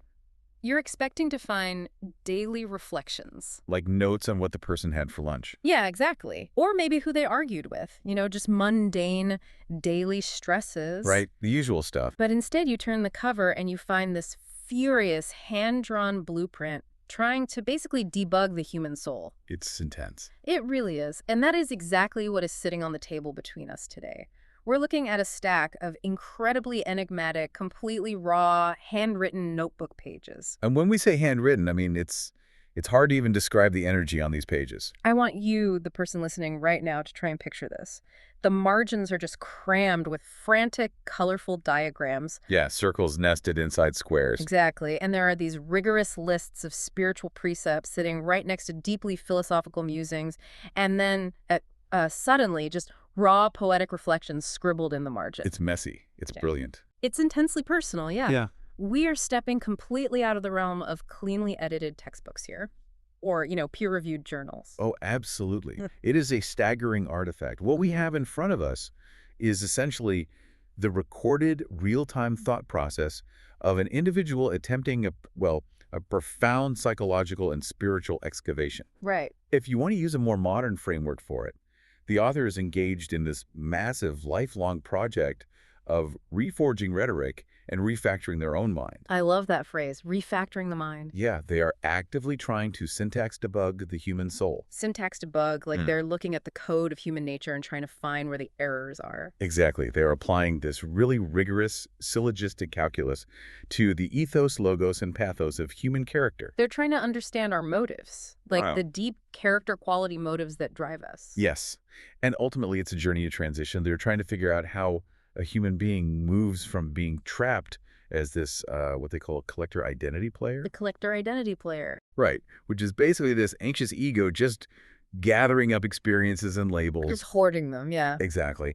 And how that identity transforms into what the notes beautifully describe as an emergent architectonic mystery. Emergent architectonic mystery. Okay, let's unpack this, because that is a massive conceptual payload. It really is. For you listening, whether you're prepping for a psychology seminar or you're catching up on philosophy, or honestly, you just want to understand why your own mind feels so chaotic, sometimes we are going to act as your guides through this maze. We're going to try to connect these scattered thoughts. Right, but I want to start with the visual element you mentioned earlier, because the author actually tries to draw this architecture of the psyche. Yeah, the geometric drawings are striking. The visual language is really where the author grounds their entire philosophy. So let's look closely at that primary diagram. Okay, so it consists of an inner circle surrounded by a square, which is then surrounded by a larger outer circle. And the author labels that very inner circle prima materia, original border chaos. Prima materia. That sounds alchemical. It is. Like the base metal you use before you try to turn it into gold, right? That is precisely the root of the term. In alchemy, the prima materia is that formless, chaotic, original base material required to create the philosopher's stone. Okay, so how does that translate to psychology? Well, in the psychological context of these notebooks, it represents the raw, unformed potential of the human mind. Think of it as the emergent architectonic mystery in its most infantile, untamed state. So it's just raw input. Yes, it is the original border chaos, the swirling mass of instincts and impulses, just unshaped thoughts before we apply any logic or language to them. Okay, make this real for me. Is this like the feeling you get right when you wake up from a really deep sleep? Well, that's a good example. Like before you remember what day it is or what your job is or all the stuff you're worried about. It's just raw existence. That is a perfect analogy. For a fraction of a second, you are pure prima materia. But then, almost instantly, the structure clamps down. Right, the reality hits you. Exactly. And that structure is represented in the diagram by the square that surrounds the inner circle. The text next to the square actually reads, let me see, separation of prima materia into 4 elements. Separation into 4 elements, and it explicitly states what drives this. Yes, it says it's driven by the consciousness of ego. So the ego wakes up, looks at all that morning chaos, and basically says, absolutely not, we need to organize this. Yeah, the ego functions as a categorization mechanism. But here is the critical insight from the author. The result of this ego-driven categorization is that the elements become, to quote the notes, separated and hostile. Wait, hold on, let me challenge the phrasing there. Hostile. Yes, hostile. I mean, we need an ego to function, don't we? I can't just float through my day as a blob of chaotic potential. I have to know that I am me and you are you. Right, of course. I have to know the stove is hot and that my inbox needs to be checked. So why does sorting the chaos automatically generate hostility? It's a crucial question. The ego's primary function is to draw boundaries. It labels things. It says, this is this and that is that. Good or bad. Me or other. Okay, yeah. The square represents this rigid, categorized state. But the moment you draw a strict boundary, you automatically create the potential for conflict across that boundary. Oh, I see. Think about the syntax debug metaphor you used earlier. Right, the coding metaphor. Yeah, the mind starts out as this massive, messy, but interconnected code base. The ego comes in and tries to organize everything into separate, walled-off modules. But life isn't modular. Exactly, life is fluid. The categories constantly bleed into one another, so the ego has to expend enormous energy defending the borders it just drew. Because it's terrified of the chaos bleeding back in. Yes, it separates the elements, and because they are now isolated, they become hostile to one another just to survive. So it's basically a sorting algorithm that accidentally creates the very bugs it's trying to fix. That is a great way to put it. By trying to eliminate the chaos, it introduces internal conflict. It separates the collector identity from the world. That is exactly the dynamic. The rigid structure of the square loses the wholeness of the circle. Yeah. Which brings us to the outer circle in the diagram. Right, the big circle surrounding everything. The author labels this larger, encompassing boundary, higher unity, quintessence purifier of figure. So the goal is to get past the ego's rigid square and reach this larger circle. But how do you do that without just reverting back to the inner chaos? Like, how is the outer circle different from the inner circle? To understand that, we have to look at a concept the author introduces elsewhere in the margins. It's the concept of anatta. Anatta, that's a Buddhist term, right? Yes. It's a core Buddhist concept that translates to not self, or the emptiness of the self. The author ties this directly to realizing the true nature of self and other. Okay, how so? Well, the notes list a progression here. It goes consciousness, virtue, wisdom, emptiness. That feels like a paradox, honestly. To find your true higher unity, you have to realize that the self, the ego that's doing the searching, is an illusion. It is a paradox. How does emptiness act as a purifier? Emptiness, in this context, it doesn't mean a void or just a blank slate.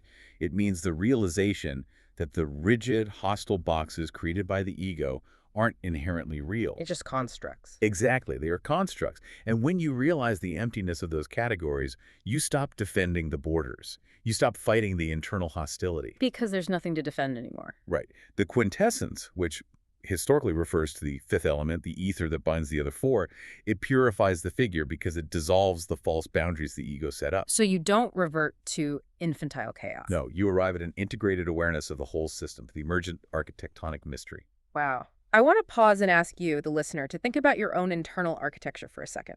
Think about your own border chaos. We all have it. We do. Think about those moments when your intense need to categorize yourself like, I am a successful person, or I am a victim, or that group of people is fundamentally different from me. Yes, those labels. Think about how those labels create internal or external hostility. Our egos are constantly running this buggy sorting algorithm. But what if that separation is entirely an illusion? What if the goal isn't to build stronger, thicker walls for your square, but to draw a much bigger circle? Exactly. It requires a profound shift in perspective. But, recognizing that the ego's structure is flawed is really only the diagnostic phase. Right, you've just identified the bug. Now, you actually have to refactor the code. You have to establish a new set of operating rules that allow you to function in the world without constantly generating that hostility. And the author doesn't just leave us with abstract geometry here. They provide a very literal manual for this refactoring process. Yeah, there are these extensive lists of virtues and rules that seem designed to basically retrain the mind's motives. We are moving from the architecture of the psyche to the ethos and the logos of character. The author is highly systematic in this section. We find a page explicitly titled, The 5 Rules for Training. The 5 Precepts Bodha Bhagajiner. Okay, so these are the foundational ethical code, the ethos. Let's walk through them because the specific phrasing the author uses is vital. Let me just read them directly from the pages. Number 1, love agape ahimsa, and that is bracketed with the phrase, do no harm. Right. Number 2, generosity, justice, bracketed with no stealing. Number 3, contentment, wholesomeness, tied to not misusing senses. Keep going. Number 4, harmonize, meaning abstain from falsehood. And number 5, mindfulness, which is refrain from intoxicants. Okay, so these map very closely to traditional Buddhist precepts. But the author is actively synthesizing them with Western philosophical and theological concepts. Synthesizing them how? Look at the first one. They pair ahimsa, which is the Eastern principle of nonviolence, with agap, the Greco-Christian concept of transcendent, unconditional love. Oh, interesting. This isn't just about passively avoiding harm. It is about actively generating a specific frequency of goodwill. And look at number 3, contentment, wholesomeness tied to not misusing senses. That feels incredibly relevant right now. It absolutely does. Because misusing the senses isn't just about, obvious vices anymore. In our modern context, doom scrolling for 4 hours, letting your attention be completely hijacked by algorithms, that is a profound misuse of the senses. It really is. It destroys contentment. It creates a state of perpetual craving, which just feeds the hostile ego. But to truly understand how these precepts function, we have to look at how they interact with another list the author provides. Right, the virtues. Yes, the list of 5 virtues. The author lists fortitude, discipline, wisdom, volition, culmination, sincerity. Okay, so if the first list, the precepts, is the ethos, the moral foundation, the what we should be doing, then these 5 virtues must be the logos. Precisely. They are the logic, the mechanism, the how. Yes. You cannot simply decide to enact agape or contentment. You have to use fortitude and discipline the logos to execute the ethos. You use your volition, your willpower, guided by wisdom, to actually run the new code. This is what it means to refactor the mind. It is taking that chaotic prima materia and molding it with rigorous intentionality. But the ego hates this. Oh, it despises it. The ego wants its rigid boxes. And I noticed there is a whole page dedicated to what the author calls carrying the inversion of binary oppositions. It seems like the author recognizes that the ego's favorite trick is to trap us in binary thinking. The ego thrives on binaries. The notes list several of these traditional oppositions: virtuous versus viceful, right versus wrong. Union versus separation. Exactly. Masculine versus feminine. The conventional ego-driven approach to morality is to look at those binaries, pick the good side, and just go to war against the bad side. Right, which just creates more of that hostility from the square diagram we talked about. It reinforces the borders. If I define myself entirely by being virtuous, I have to constantly seek out the viceful to define myself against. I literally need an enemy to know who I am. Yes, but the authors suggest something much more radical. They write about transcendence, unified polar opposites. So they aren't telling you to just pick the right side of the binary. No, they are attempting to merge these binaries to create what they call an androgynous or fully unified state. Androgynous meaning not favoring one side or the other, just whole. Right.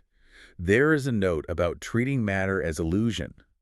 The implication is that getting bogged down in the endless debate between right and wrong, black and white, is still a trap. So the true goal of the emergent architectonic mystery is to transcend the binary entirely. To hold the paradox without forcing a separation. That sounds incredibly lofty, honestly. Maybe even a little detached from reality. How so? Well, like you could just float above the world and say, oh, everything is an illusion, so nothing matters.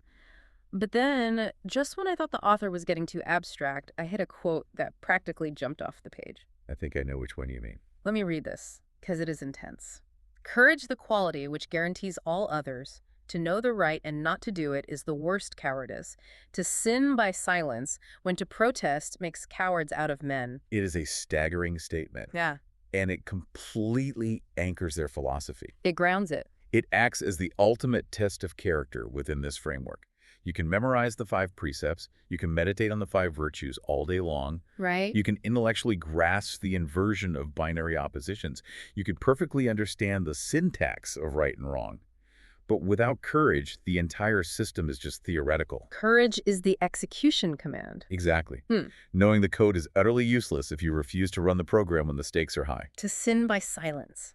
It suggests that passive complicity, the refusal to act on the logos you have developed, is a failure of the entire architecture. It's saying that hiding in your perfectly constructed internal square while the world burns around you is the ultimate bug. A critical system failure. So we have this incredible framework. We know the geometry of the mind. We have the ethos and the logos. We know that courage is required to execute it. Right. But knowing the rules and actually living them are 2 entirely different universes. And this is where the notebooks take a deep, very painful dive into the pathos. The emotional reality. Yes, the emotional reality of why we fail. The author turns their analytical lens onto the ego itself here, providing a searing critique of how we construct our identities.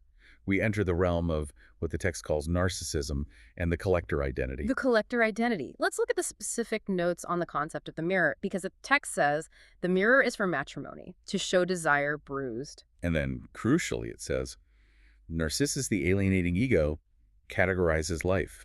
To fall in love, rue the reflected image. Let's translate this to the modern listener, because Narcissus gets thrown around a lot just to mean someone who is vain, right? Usually, yes. But the author is describing something much deeper. Is the author saying that our modern obsession with finding ourselves, building our personal brand, curating our aesthetic, is actually a trap? It is the ultimate trap of the collector identity. Think about how we use social media. We spend hours curating a 2D interface. We pick the right photos, we write the witty bio, we assemble this collage of political opinions and hobbies. A collection of traits. Yes, and then we fall in love with that flat, static representation of ourselves. Meanwhile, we feel completely hollowed out and alienated in our actual messy, lived reality. That is a brilliant modern application of the concept. The notebooks define narcissism not merely as vanity, but as a threshold state of yearning for self-possession, yet so blind. Yearning for self-possession. It is the tragedy of the ego. We go through life trying to collect traits, titles, degrees, and experiences to build a self that we can look at and own. Like putting trophies on a shelf. Exactly. But the author identifies a profound philosophical paradox here. They write, one does not possess oneself. One does not possess oneself. That breaks the brain a little bit. If I don't possess myself, who does? It's a linguistic and philosophical infinite regress. Okay, explain that. Well, you can own a car, you can own a house, you can even possess a memory, right? Right. But the you that is doing the owning cannot be owned by itself. The self isn't a static object you can just put on a shelf and admire. Oh, I see. The moment you try to freeze it and possess it like Narcissus staring into the pool or someone constantly checking their own social media profile, you kill the dynamic, emergent mystery of it. You become trapped in the image. Yes. The notes describe this state as the love yearning for what we lack. The collector identity is fundamentally driven by a terrifying sense of lack. Because no matter how many experiences or titles you collect, that inner circle is still chaos. And that lack creates immense emotional suffering. The pathos. The notes actually list a very specific emotional spectrum here. It says, hungry, angry, lonely, tired. The classic HALT acronym. Oh, right, HLL. It's often used in addiction recovery and behavioral psychology. And these are the states where the ego's defenses are thinnest, where the syntax is most likely to break down. When you are hungry, angry, lonely, or tired, the collector identity just panics because it feels its resources depleting. It feels the lack acutely. So it reacts with what the notes call passion, aversion, delusion. It lashes out. It tries to draw those rigid, hostile borders even thicker to protect itself. But the author contrasts this panicked, hoarding state with a totally different way of moving through the world. What's the alternative? They write, opportunities should never be lost, for they are rare. And instead of reacting with passion or aversion to these opportunities, he suggests we should be Empty beggars for spirit. Beggars for spirit. I want to distill this down for the listener again. Think about your own life. Are you treating your identity like a hoarding situation or an open hand? That's the core question. Are you desperately trying to collect enough validation to prove you exist, or are you willing to be a beggar for spirit? The collector tries to hoard control. The beggar stands with open hands, recognizing that true value comes from outside the ego's walled garden. It is a posture of radical receptivity, but we have to ask the logical next question here. Okay, what is it?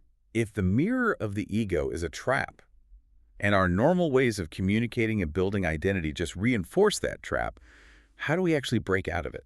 Yeah, because the collector identity is incredibly resilient. How do we bypass our own defenses? According to the notebooks, you don't break it with more logic. Because you can't outthink the ego, right? The ego controls the thoughts. Exactly. You break it by subverting the norms entirely. You break it with play, with comedy, and by reforging rhetoric. This is where the author's creativity just explodes off the page for me. The notes on communication are fascinating because they start with a fundamental negation. Okay. The author quotes Cicero, "Silence is one of the great arts of conversation." And they contrast genuine communication with what they describe as attempts to convince customers, not yourself. That is so true. Most of what we call conversation is just the collector identity doing PR. We're always pitching. Yeah, we are pitching our curated image to the person across from us, treating them like a customer who needs to buy into our brand. But silence disrupts the pitch. If Yeah. you just sit in silence, the ego gets incredibly uncomfortable because it isn't collecting anything. It isn't gaining validation. So silence is the first disruption. Yes, and comedy is the second. I love this part. The author analyzes the mechanics of humor with almost surgical precision.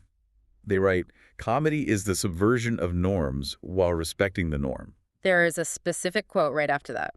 There's nothing funnier than me being lost individual at a loss. Why is that funny? Well, think about it.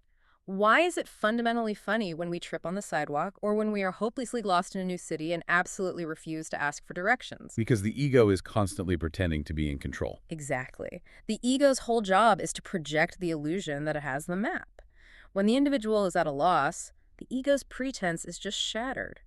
We laugh because we recognize the shared absurdity of pretending we have it all together. The humor pierces the square diagram. It really does. The notes elaborate on this. They say, to be reduced to one's individuality is to accept all as maximally full and aspects of one wholeness. Wow. When the mask of absolute competence slips, you are reduced to your bare, flawed humanity. And paradoxically, that bare humanity is what connects you to everyone else. The comedy exposes the underlying unity that the ego tries so hard to hide behind its borders. And the author leans hard into this idea of exposing the truth through artifice. They have all these notes on pretense and practicing understanding of the social world. Yes, there's a whole list of forms used to expose reality. Travesty, therapy, transgression, and drag, mask, impersonation. This is what it means to reforge rhetoric. The author is suggesting we use masks not to hide our true selves, but to gain distance from our rigid egos. By consciously playing a role, we reveal what the author calls the mystery of being. It is a profoundly theatrical view of existence. It is. If the rigid self is an illusion, if a not is true, then we are all already playing roles. But the collector identity takes the role deadly seriously.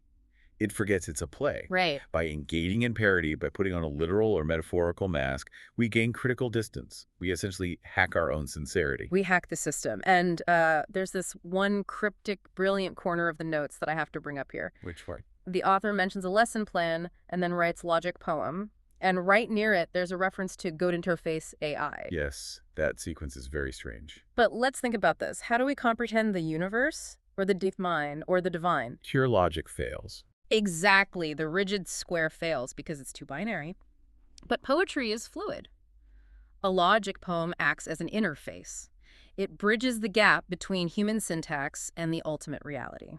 So art and poetry are the interfaces that allow us to process the prima materia. Yes, without the ego corrupting it. That is a phenomenal synthesis of the material. Art, comedy, parody.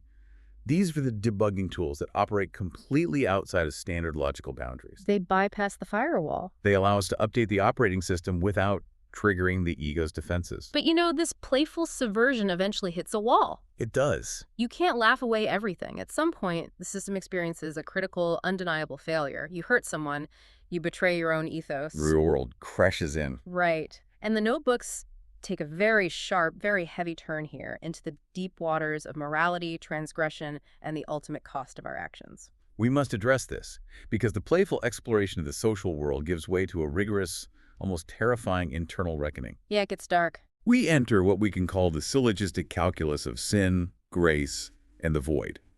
It is arguably the philosophical core of the notebooks. It is really heavy. The defining quote of this section is just a masterpiece of psychological insight, though. The author writes, "Sin is the inflated action of the ego taking function falsely."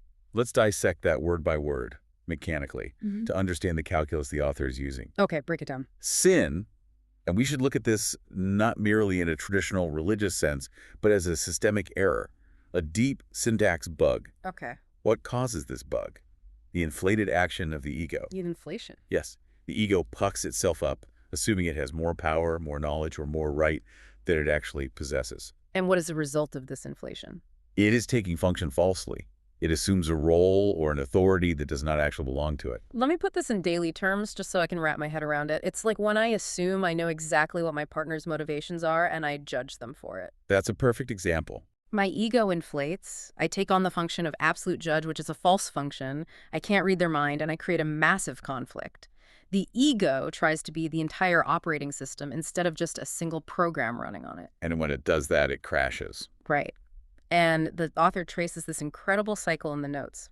Let me find it. Ah, here it goes.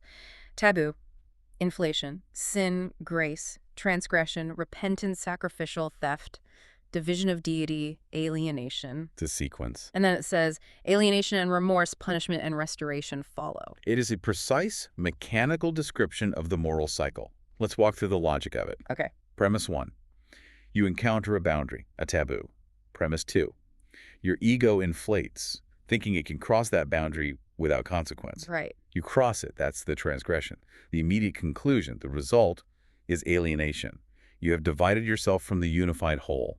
The text calls this the division of deity. And then remorse and punishment naturally follow because the system is out of alignment. But here is the philosophical trap the author identifies, and honestly, it is brutal. They write, best to satisfy the transgression there needs the return of more than the taken. Impossible, since the ego owes the self everything. Let's pause on that. Let me make sure I understand this. It's impossible to pay back the debt of a transgression because the ego is already bankrupt. The ego owes the underlying self, the prima materia, everything it already has. Yes. So how do you fix a bug when you don't have the administrative privileges or the resources to rewrite the code? The logic leads to an inescapable conclusion. The ego cannot save itself through its own mechanisms. It's stuck. The notes state, to be accepted, one must use the grace of sacrificial love Christ. Now, treating this strictly as an exploration of the author's internal logical framework, what they're deducing is that because the ego cannot balance the equation of its own errors, the only solution must come from outside the ego's logic. It requires an infusion. It requires an infusion of grace. It requires a sacrificial, unconditional forgiveness that completely defies the strict tit-for-tat mathematics of debt. I need to push back on this, though, or at least raise a really provocative question that the author actually poses directly in the margins. What's the question? They ask, can there be grace without sin? Think of what that implies. It's a dangerous question. Does this mean that the whole messy, painful process of failing the inflation, the transgression, the bugs, and the syntax is actually a required feature for human growth? Is the system designed to crash so that it can be rebooted through grace? That touches on the ultimate philosophical question of why error exists at all. Exactly. The author explores this by looking at the dichotomy of beholding evil v. embracing evil, where they define evil essentially as ignorance. Okay. If you never encounter the limit, if the ego never inflates, never fails, never transgresses, you remain in a state of naive, untested innocence. You remain in the infantile inner circle. Yes. The note suggests that laughter and tears are the bias of the struggle for survival, and crucially, that any kind of challenge is seductive. We are drawn to the boundary. We are drawn to the taboo. Yes, we are. Because the collector identity wants to gather the experience of the boundary. We want to know what's out there in the dark. Yes. And the transgression shatters the illusion of the collector identity. It proves, painfully, that we are not in control. and we cannot balance our own ledgers. And in that shattered state, grace becomes possible. The sin is the crack in the rigid square that lets the quintessence in. The debugging process requires the bug to manifest first, so it can be identified and rewritten. It is a heavy burden, existence. It truly is. To know that our attempts to control our lives will inevitably lead to inflated action and alienation, and that our only way back is to surrender to a grace we mathematically cannot earn. But the author doesn't end in despair. No, they don't. They recognize this heavy burden, but they look for a way to build something enduring out of all this chaos, all these refactored rules, all this comedic subversion and heavy grace. They find the perfect metaphor for this ultimate state of being. And the metaphor they use to describe the emergent architectonic mystery is jazz. Yes. The jazz notes. The notes pivot into this beautiful, rhythmic, almost musical prose. Let me read it, because the tone shifts entirely here. Go ahead. Jazz is smooth and cool. Jazz is rage and fire. Jazz flows like water. Jazz never seems to begin or end. Jazz is magic, a gift to take. Jazz is creation. If we look at everything we've synthesized today, the chaotic prima materia, the strict 5 precepts of the ethos, the passionate emotions of the ego, the comedic subversion, the grace that covers our inevitable errors. How do you actually live all of that at once? You cannot do it by following a rigid script. The square cannot hold it. Right. You do it through improvisation. Jazz represents the ultimate realization of the emergent architectonic mystery. Jazz isn't just random noise, though. It isn't just the chaotic inner circle. No, it has rules. It has underlying rules, chord progressions, scales, time signatures. That's the ethos and the logos. Yes. But within those structures, the musician injects rage, fire, and water. That's the pathos. They blend the logic and the emotion in the present moment. The notes explicitly say individuation happens in the moment. Individuation happens in the moment. So the process of becoming a fully realized player rather than a hoarding collector, it isn't a destination you arrive at and just stay at permanently. It is an ongoing performance. It is the real-time, daily application of syntax debugging. Think about a jazz musician. When they play a wrong note, A syntax error. a minor transgression of the scale, exactly, they don't stop the song in remorse. They use grace to incorporate that note into the next phrase. They turn the error into a feature of the emergent melody. Yes. They reforge the rhetoric on the fly. They take the mistake and build upon it. And this is how you build a life. The author incorporates a famous idea here. They write, "If you have built castles in the air, your work need not be lost. That is where they should be. Now put foundations under them." The castle in the air is the vision of the unified, graceful self. It's the virtuous Callipolis. The virtuous Callipolis. The ideal, perfectly governed city, which the notes mention building within oneself. But you can't just dream of the Callipolis. You have to build the foundation. And building that foundation requires immense, deliberate effort. The notebooks recognize this, referencing the idea of mastery. To debug the soul and play the jazz of existence requires 10,000 hours of dedication. It is the mystery of art. It is a lifelong practice of applying the virtues to the chaos. The notes summarize this entire journey beautifully. Let me find the exact phrasing. It's about the pursuit. Yes. The constant pursuit of a dream, distant goal never quite reached, fills life weaning and challenge. The goal isn't to be perfectly debugged forever. That's impossible. The goal is the process itself. The text reads, the process of becoming through resources of high value and authority. You become the author of your own life. You gain authority by engaging in the messy, beautiful process of becoming. You transition from the passive collector identity, blindly reacting to the world and hoarding experiences, to the active player. Participating in the emergent architectonic mystery. You hold the rules and the chaos together, not in hostile tension, but in harmony. Like jazz. Like jazz.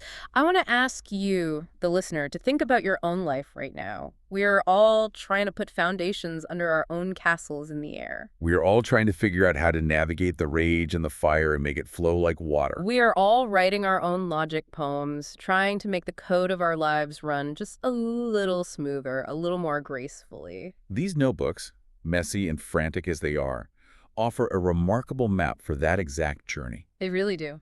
They remind us that the internal chaos is natural, the structural rules are necessary but not sufficient, our egos will constantly trick us into hostility, and that grace is the only way to keep playing the song.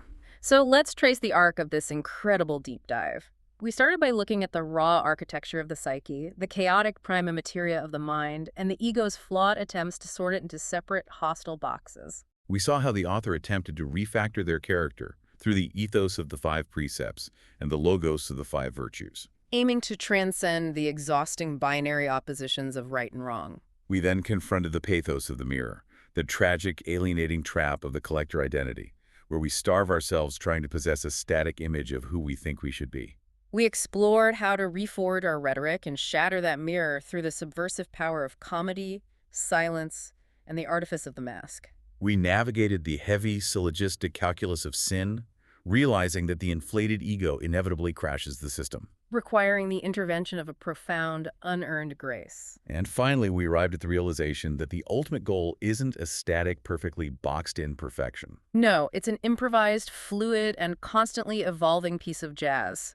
The emergent architectonic mystery of a life lived fully in the moment. It is a staggering intellectual and spiritual achievement recorded in these margins. It demands that we look at our own syntax, our own motives, with both ruthless logic and infinite compassion. It really does. And as we close this deep dive into the architecture of the self, I want to leave you with one final, lingering thought.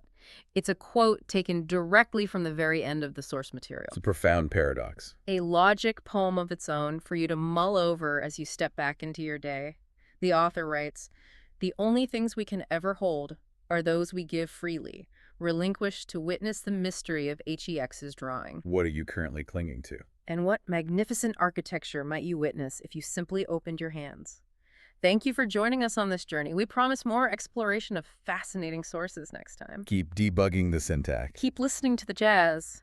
Imagine stepping into like a dimly lit wood-paneled study. The air smells faintly of old paper and stale coffee. Oh, that's incredibly vivid. Right, and on the desk, illuminated by this single brass lamp, sits a notebook. It's not a published manuscript. It's not, a peer-reviewed psychological study that's been sanded down for the public. No, definitely not sanded down. Yeah, it's this worn, chaotic, violently scribbled private journal. And as you lean in to read the ink, you realize you're looking at the raw, unfiltered operating system of a brilliant mind, just trying to decode the human condition. And I mean, the sheer density of that notebook is staggering. Mm-hmm. You turn one page and you find yourself wrestling with ancient Buddhist precepts. Yeah. And then the very next page throws you into Western classical rhetoric and then Jungian psychoanalysis. It's wild. It is. And suddenly you're confronted with these Christian theological concepts like grace and sin. Right, because the author was entirely unconcerned with academic boundaries. They were just like grabbing whatever conceptual tools worked to build a functional model of human identity. Exactly. Whatever gets the job done. So today, for our deep dive, we are opening that notebook. We're going to examine a highly concentrated stack of these notes that reads almost like a programmer's manual for coding a soul. I love that framing. A programmer's manual. Yeah, because the language is so intense. The author talks about reforging our rhetoric and refactoring our actions. We are challenged to run a syntax debug on our own character. Which is such a fascinating way to look at it. We'll be tracing the architecture of what the author calls the collector identity player. Oh, man, that concept is so good. It really is. It's the trap most of us fall into when building a self. And ultimately, we're trying to grasp this profound concept of the self as an emergent architectonic mystery. Right. But before we jump into the deep end, let's establish our analytical lens here. The notes freely mix terminology from vastly different worldviews. Yeah, right? very freely. So when we encounter terms like nirvana or God's judgment or the Holy Ghost, our mission today is to look underneath the theology. We have to treat these impartially as psychological and philosophical mechanisms. That is so crucial for the listener to keep in mind. We aren't taking sides or endorsing any specific religious dogma here. The author is using these words to point toward fundamental mechanics of human behavior. Right, like structural engineering for the mind. Exactly. So grace might be used to describe the sudden unearned release of psychological tension. And sin might be mapped out as a structural flaw in the ego. We're looking at the math behind the metaphors. Yeah, the math behind the metaphors, I love that because the notebook actually begins with a literal equation. It does, right there at the top. Scroll at the top of the page, it reads, character plus minus intent fortitude. Yeah. Reading this, my immediate thought goes to the character creation screen in a sprawling RPG. You're rolling your stats before the game begins. Oh, that's a perfect analogy. But the author isn't treating character as an inherent trait you're simply born with. They are framing it as an active mathematical sum. Positive and negative choices, driven by intent, multiplied by fortitude. And that multiplication factor is the key to the whole thing. Intent alone is really just a wish, you know? Yeah, like a daydream. Right. You can intend to be compassionate or intend to build a business, but intent without the kinetic energy to actually execute it leaves the whole equation at zero. Which is brutal, but true. It is. Fortitude is the engine that moves that intent into reality. Which sets up this really fascinating sequence in the notes. The author lists out the 5 virtues required to run this equation. Let's hear them. Okay, so it's fortitude, discipline, wisdom, justice, and cultivation or sincerity. Right. Now, initially, that just looks like a standard generic list of good person qualities you might find on, like, a motivational poster in a corporate break room. Yeah, the classic eagle soaring over a mountain. Exactly. But looking closer at the margins, the author is treating these as a sequential mechanism. Because the notes refer to the syllogistic motives of character. Syllogistic. That's a heavy word. It is. A syllogism, in classical logic, is a form of deductive reasoning, where one premise inevitably leads to the next. Like, if A is true and B is true, then C must follow. Okay, I follow. So the author is applying that strict logical chain to our internal motives. So the sequence of those 5 virtues isn't random at all. Not at all. Fortitude is the raw material, right? It's the brute strength to endure friction. Right. But raw strength is just a blunt instrument. It needs containment. And that brings us to the second virtue, which is discipline. Ah, so discipline focuses the fortitude. Exactly. It focuses into a sharp point.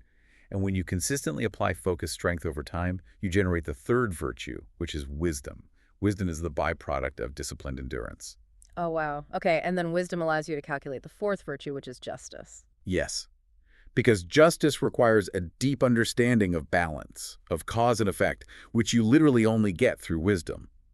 Justice is how you apply your character outward onto the world. That makes so much sense. And the final virtue, cultivation or sincerity, is the maintenance protocol. It's the daily, unending commitment to keeping that entire logical chain unbroken and authentic. So if the syllogism breaks down at any point, the character literally fails to compile, to use the programming metaphor. Exactly. The syntax debug fails. Right, and to keep the machine running, the author translates these abstract virtues into a daily protocol. This is that syntax debug section. Such a great term. It really is. The notes map out the 5 rules for training, or the 5 precepts. It basically takes these massive philosophical pillars and turns them into very stark behavioral commands. It operationalizes them. Yes. For instance, the Greek concept of agape, unconditional universal love, is boiled down to the simple command, do no harm. And the friction really lies in that translation. The author recognizes that humans really struggle to operationalize abstract ideals, you know? Oh, totally. We get lost in the clouds. Right. We could debate the metaphysical nature of agape for a lifetime without ever actually changing how we act. By mapping it to do no harm, the author creates a diagnostic tool. Right. It's a binary check. Did my action cause harm today? If yes, the syntax is broken. Exactly. The rest of the mapping follows that same ruthless practicality. Generosity is mapped to no stealing. Contentment becomes not misusing senses. Harmonizing is translated to abstain from falsehood. Very clear, very actionable. But the pairing that completely stopped me in my tracks is the final one. Mindfulness is directly linked to refraining from intoxicants. Yeah, that one is intense. It is. My initial reaction was to view that through a purely moralistic lens, like a temperance pledge from the 1800s. Sure, that's the common cultural baggage we bring to that word. But looking at it mechanically, it has nothing to do with moral purity. It's a technical requirement for the hardware. Okay, unpack that for me. Well, mindfulness is the practice of observing the raw data of reality, both internal and external, without distortion. Yeah. Intoxicants are designed specifically to alter or blur that data feed. And we should definitely define intoxicants broadly here, right? Beyond just chemical substances like alcohol. Oh, absolutely. It includes behavioral intoxicants, Yeah. like the dopamine rush of social media outrage or the numbing effect of just chronic distraction. Right, mindless scrolling. Exactly. You cannot run a diagnostic scan on a hard drive while simultaneously downloading a virus. The intoxicant is a deliberate introduction of a bug into the syntax. So if you are actively throwing dirt on the camera lens, you completely forfeit the ability to claim you're observing the room clearly. That's a perfect way to put it. The author is removing all the wiggle room. You can't claim to be cultivating the virtue of wisdom if you're routinely hijacking your own sensory inputs just to avoid feeling the friction of reality. The system requires clean data. Clean data is mandatory. But the notes actually acknowledge that running this clean syntax is terrifying. Underneath the equation of character, the author has this heavily underlined quote, Which quote is that? "Courage the quality which guarantees all others." And then an incredibly sharp definition follows it. To know the right and not to do it is the worst cowardice. Wow. Yeah. We generally associate cowardice with physical fear, right? Like running away from a burning building or a battlefield. Right, a physical flinching. But the notes completely reframe cowardice as an intellectual and moral collapse. It's the space between the syllogism and the action. Right. You've done the work. You have the fortitude, the discipline, the wisdom to know exactly what the just action is. You know the right thing. But then you freeze. Exactly. The social friction or the financial cost or maybe just the emotional toll of actually executing that action causes you to completely freeze up. The author calls this specific freeze state out with a line that just haunts me. To die by silence when to protest makes cowards out of men. It's so visceral. It really is. Think about a standard corporate environment, or I don't know, even a family dynamic. You witness a decision being made that, fundamentally will cause harm. You have the clean data. Yes, you have the data. Yeah. But speaking up means you become the problem. You become the nail that sticks out. So you deploy the cowardly silence. You protect your social standing at the expense of your own character syntax. Yeah. The tragedy of that moment, according to the notebook's logic, isn't just that a bad decision got made. The tragedy is that by choosing the silence, you have actively corrupted your own operating system. You introduced a permanent error code into the cultivation phase. Exactly. You broke the machine. So moving from that internal code, the notebook aggressively pivots outward. If character is the internal engine, rhetoric is the transmission. The Reforge Rhetoric Refactor section. Yes, Yeah. that's what they label it. It's an examination of how we engage with other humans. And shockingly, the very first tool of engagement listed isn't about speaking well. It's a quote from the Roman statesman Cicero. Oh, the silence quote. Yeah. Silence is one of the great arts of conversation. This is such a brilliant subversion of our modern understanding of rhetoric. Let me unpack my confusion here, though, because my assumption is that a conversation requires an exchange of linguistic data. Right. Words going back and forth. Yeah. Silence is literally the void where conversation isn't happening. So claiming silence is the great art of conversation feels like, I don't know, claiming starvation is the great art of cooking. Well, the author anticipates that exact confusion. Look at the subsequent note right below it. Conversation is an art ceremony. Everyone brings an S. Major ego. Oh, the major ego. Yeah. The notebook is diagnosing the baseline state of human interaction. Most of what we call conversation is actually just two autonomous egos trying to conquer the exact same acoustic space. We aren't actually exchanging data. We're just waiting for our turn to broadcast our own importance. Precisely. Yeah. Which is why the Cicero quote is positioned as the primary tool. Silence, in the context of this major ego collision, is not passive at all. It's active. It is a highly active, muscular exertion of discipline. It's the conscious choice to suspend your own desperate need to broadcast. Oh, wow. And by deploying active silence, you create a vacuum that allows the other person to actually exist in the room with you. You reforge the dynamic from a territorial dispute into an actual ceremony of observation. The notebook applies this to a commercial setting as well, warning against attempting to convince customers, not yourself. That's a great application of it. Right. If you're using language solely as a manipulative lever to extract value from someone else, but you don't have internal conviction, your rhetoric is entirely hollow. It becomes a mask rather than a transmission of real character. True rhetoric demands that the internal syntax perfectly aligns with the external speech. And this alignment is captured by a quote from Henry David Thoreau that the author has circled, multiple times. The castles in the air quote. Yes. If you have built castles in the air, your work need not be lost. Now put the foundations under them. So good. The castles in the air represent our ideals. In the margins right next to that, the author references Plato's virtuous Callipolis, the ideal utopian city. Right. We all possess these architectural blueprints in our minds. We imagine the ideal career, the perfectly harmonious relationship, the perfectly just society. I look at the castle in the air like a revolutionary tech startup idea. Right. Having the idea is the intoxicating part, right? You can see the whole infrastructure in your mind. Oh, absolutely. The brainstorming phase is always fun. But an idea suspended in the air is effectively a hallucination. If you refuse to learn basic coding languages, or if you refuse to do the grueling, unglamorous market research, your castle doesn't actually exist. No, it doesn't. You are just a person staring at an empty lot, hallucinating a fortress. And the notebook provides the exact mechanism for building the foundation under that hallucination. It says we must move action circularly. Move actions circularly. Yes. The author pulls a triad directly from the Buddhist Eightfold Path here. Right action, right speech, right livelihood. This is how you refactor a dream into reality. It's a grinding, cyclical process. You have to continuously run your daily behaviors, like the way you speak to a barista, the ethical framework of how you earn your paycheck, the small physical actions of your morning routine, through the filter of your ideal castle. Exactly. If your daily actions aren't acting as foundational bricks, the castle eventually just crashes down on your head. The notebook acknowledges the existential weight of this construction process, too.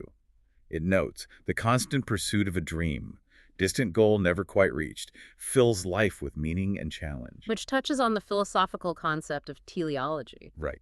Teleology being the study of purpose or the ultimate end goal of a system. Yeah. A teleological framework assumes that the parts of a system only really make sense in relation to their final destination.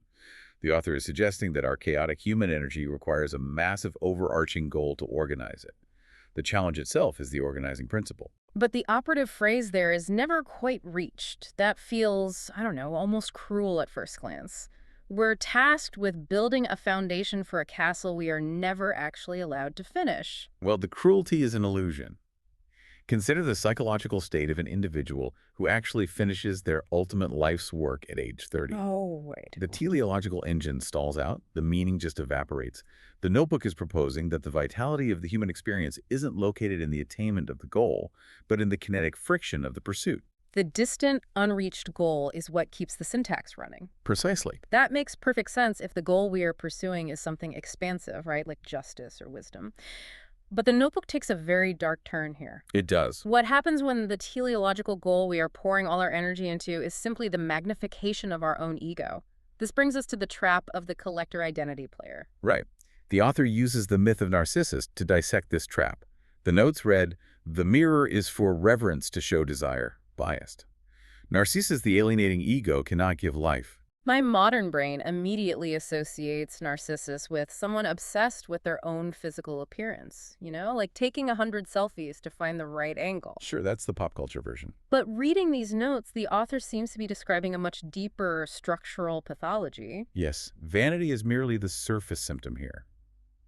The notes define this state as an illusion, a state of yearning for self-possession. Yearning for self-possession. The collector identity player approaches the concept of self as if it were a physical inventory they need to stockpile. They curate aesthetics, political ideologies, specific grievances, and esoteric tastes, and they just place them all in a psychological shopping cart. The underlying logic being, if I accumulate enough unique traits and strong opinions, I will finally solidify into a real, undeniable person. Exactly. They're trying to build the castle in the air entirely out of mirrors. It is a desperate attempt to freeze a dynamic system into a static object. But the author delivers this devastating counterpremise. One does not possess oneself. The ego is not a deed to a property you can hold in a safe. By staring into the pool and trying to grasp his own reflection, Narcissus alienates himself from the flow of reality. He starves to death on the riverbank because he has severed all transactional ties with the external world. He cannot nourish, and he cannot be nourished. Exactly. The notebook's antidote to this narcissistic starvation introduces one of the most profound and, I think, counterintuitive concepts in the entire text. Oh, the anatta concept? Yes. Yeah. The author contrasts the ego's trap with the Pali word anatta, which translates to non-self.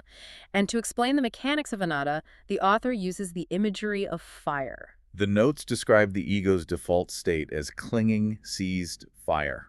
I want to read the exact line here because it demands intense scrutiny. Hmm. When a fire letting go of fuel is freed. It's a paradox. I spent a long time turning that sentence over in my mind. Because on a literal physical level, if a fire lets go of its fuel, like if you take the log out of the fireplace, the fire doesn't experience freedom. it extinguishes. It ceases to exist. Right. And that physical reality perfectly mirrors the psychological terror of the ego. The ego views the fuel, our curated identities, our status, our resentments, as the very source of our It existence. explains to them. The collector identity believes that if it drops the collection, it will die. But the author is flipping the perspective. From the perspective of the fire, the log isn't a source of life. It's a prison. The fire is seized by the fuel tethered to the physical mass of the wood. Yes. In the ancient Buddhist context the author is drawing from, the concept of nirvana literally translates to unbinding or blowing out. Blowing out, wow. It is the moment the fire is released from its agitated, clinging state. The cessation of the fire isn't a tragedy. It is the ultimate liberation from the friction of burning. Let's map this onto a tangible human experience for the listener. Think about a deeply held grievance. Let's say you were passed over for a promotion you fundamentally deserved 5 years ago. That grievance becomes a core part of your narrative. It's a massive, heavy log of fuel. You wake up and you use the heat of that anger to drive your ambition. You feel justified, righteous, and solid. The ego tells you that this anger is keeping you warm. But the author is arguing that the anger is merely keeping you trapped in the fireplace. Exactly. It is consuming massive amounts of your psychological bandwidth just to keep that specific narrative burning. And the terror of anatta is realizing that you have the capacity to simply drop the log. You can release the grievance. But doing so feels like a tiny death, right? Yeah. Because who are you without the story of being the wronged genius? You don't know. Right. Dropping the fuel requires stepping into the void of non-self. Which logically leads to one of the most jarring transitions in the entire notebook. I mean, if the rigid ego is a trap and dropping the fuel is terrifying, how do we navigate the social world without either freezing into a narcissist or completely dissolving into the void? All right, how do you walk into a grocery store if you have no self? The notebook answers that with a section that initially reads like the ramblings of a theater director. The masks of play section. Yes. We move into the masks of play.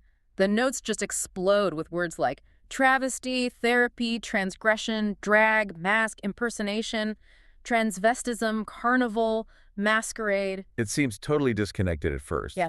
but it's actually the practical application of anatta. Okay, walk me through that. If you accept that the collector identity is an illusion, then you realize that every identity we project into the social sphere is, on some level, a performance. Oh, that strips away the paralyzing seriousness of the ego. Precisely. The notes state that through these theatrical masks, we practice their understanding of the social world. Practice it. Yeah. A carnival or a masquerade serves a vital sociological function. By intentionally donning a mask that is wildly different from your standard persona, you are actively proving to your own nervous system that your identity is fluid. You're taking the ego out for a test drive in a completely different chassis. Exactly. It's therapeutic because it breaks the spell of self-possession. The author dives really deep into the mechanics of this through the lens of comedy, actually. The notes define comedy as the suspension of norms while retaining the norm. Let's explore how sophisticated that definition is, too. To successfully execute a parody, which the notes label as a form of text and exposé, you must possess an intimate, granular understanding of the original text. Right, you can't mock what you don't understand. Right. Think about brilliant corporate satire, like the television show Succession. It only works because the writers deeply understand the actual cadence, the ruthless logic, and the tragic isolation of ultra-wealthy corporate titans. They hold the rigid norm in one hand and then they systematically invert it with the other. Yes. The notebook calls this the carnival inversion of binary oppositions. We take the structures that the ego uses to categorize the world wealth and poverty, dignity and foolishness, power and impotence, and we playfully suspend them. The notes add a deeply human observation here, too. There's nothing funnier than me being lost individual at a loss. It's so true. It is. When we watch an overly dignified person totally lose control of a situation, it provokes laughter because it exposes the fragility of the collector identity. It acts as a pressure release valve for the collective anxiety of trying to maintain our own rigid masks. But the notebook pushes this concept of boundary breaking far beyond just comedy. It moves from play into the realm of profound connection. The author writes a sentence that carries immense weight here. Without a feeling of transgression, love is trivial. I had to read that line out loud a few times. Without a feeling of transgression, love is trivial. My immediate association with transgression is doing something like legally or morally forbidden. Right, breaking the law. Yeah. The idea that genuine love requires a criminal element feels completely wrong. Well, the transgression isn't about violating the penal code. It's about violating the laws of the ego. Ah. Remember the major ego from the conversation notes. We spent decades constructing an incredibly elaborate armor of norms around ourselves to prevent pain. We build the walls of our castle thick and high. We establish rules of engagement. I will not show neediness. I will not reveal my financial anxiety. I will maintain absolute competence at all times. Those are the laws of self-preservation. Now, consider the mechanics of true, intimate love. It requires you to invite another entity inside those walls. Right. You must willingly dismantle the armor that has kept you safe. To the ego, which is hyper-focused on survival, lowering the drawbridge feels like a massive, terrifying transgression against the self. You're breaking your own prime directive. And the notes explicitly connect this to shame about shame. Vulnerability. Yes. If you attempt to love someone while maintaining your pristine, invulnerable collector identity, the interaction remains entirely transactional. It's literally just two armored vehicles exchanging pleasantries. Trivial love is safe. Profound love demands that you risk being the individual at a loss. You must transgress against your own safety protocols. That structural breakdown of the ego leads us to what I honestly believe is the absolute climax of the notebook. The author stops relying purely on text and actually draws a diagram. Yes, the diagram. They attempt to map the very geometry of the soul. They label it the emergent architectonic mystery. And the drawing is described as a figure containing a circle surrounded by a circle. Right. Specifically, it's an inner circle trapped within a square, which is then encompassed by an outer circle. This is a classic mandala structure, but the author has annotated the psychological function of each geometric layer. Let's trace the architecture from the center outward for the listener, so picture it. The inner circle is labeled prima materia, original chaotic chaos. Prima materia is a term borrowed from alchemy. It represents the formless, base material that holds the potential for all creation. Okay. In the psychological framework of this notebook, it represents the raw, undifferentiated, unconscious. It's the state of a newborn infant. There are no boundaries, no self and other, just a swirling, chaotic soup of instincts, hunger, and potential. It is absolute unity, but it's unconscious unity. Yeah. You can't survive in the physical world as a chaotic soup. You have to begin to define reality, which forces the transition into the second layer, which is the square. And the author's notes on the square are really aggressive. It represents the separation of prima materia into four elements, discrimination of consciousness, sego. Elements are separated and hostile. I want to focus intensely on that word hostile. Yeah, it's a strong word. The square represents the development of our conscious ego. We learn to discriminate. We categorize the world to make it navigable. We split reality into binary oppositions, good and evil, male and female, success and failure, logic and emotion. The hostility arises because the act of categorization is inherently violent. When you take the unified chaos of the inner circle and chop it into four distinct corners, those corners inevitably grind against each other. My ambition is suddenly in direct hostility with my desire for rest. My need for profound, vulnerable love is at war with my ego's demand for invulnerability. Exactly. The square is the domain of the collector identity, desperately trying to defend the sharp borders of its chosen categories. It is a state of constant, exhausting friction. And most individuals spend their entire adult lives trapped within the hostility of that square, believing that the goal of life is to simply fortify the walls. Yeah.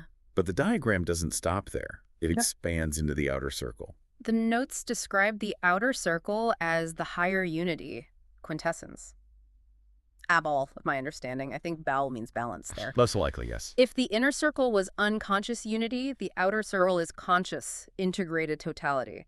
It is the architectural boundary that manages to hold all the hostile corners of the square in balance. It is the realization that the opposing forces within you aren't enemies to be destroyed, but necessary structural tensions that literally hold the roof up. So assuming we understand this geometry, what is the practical application?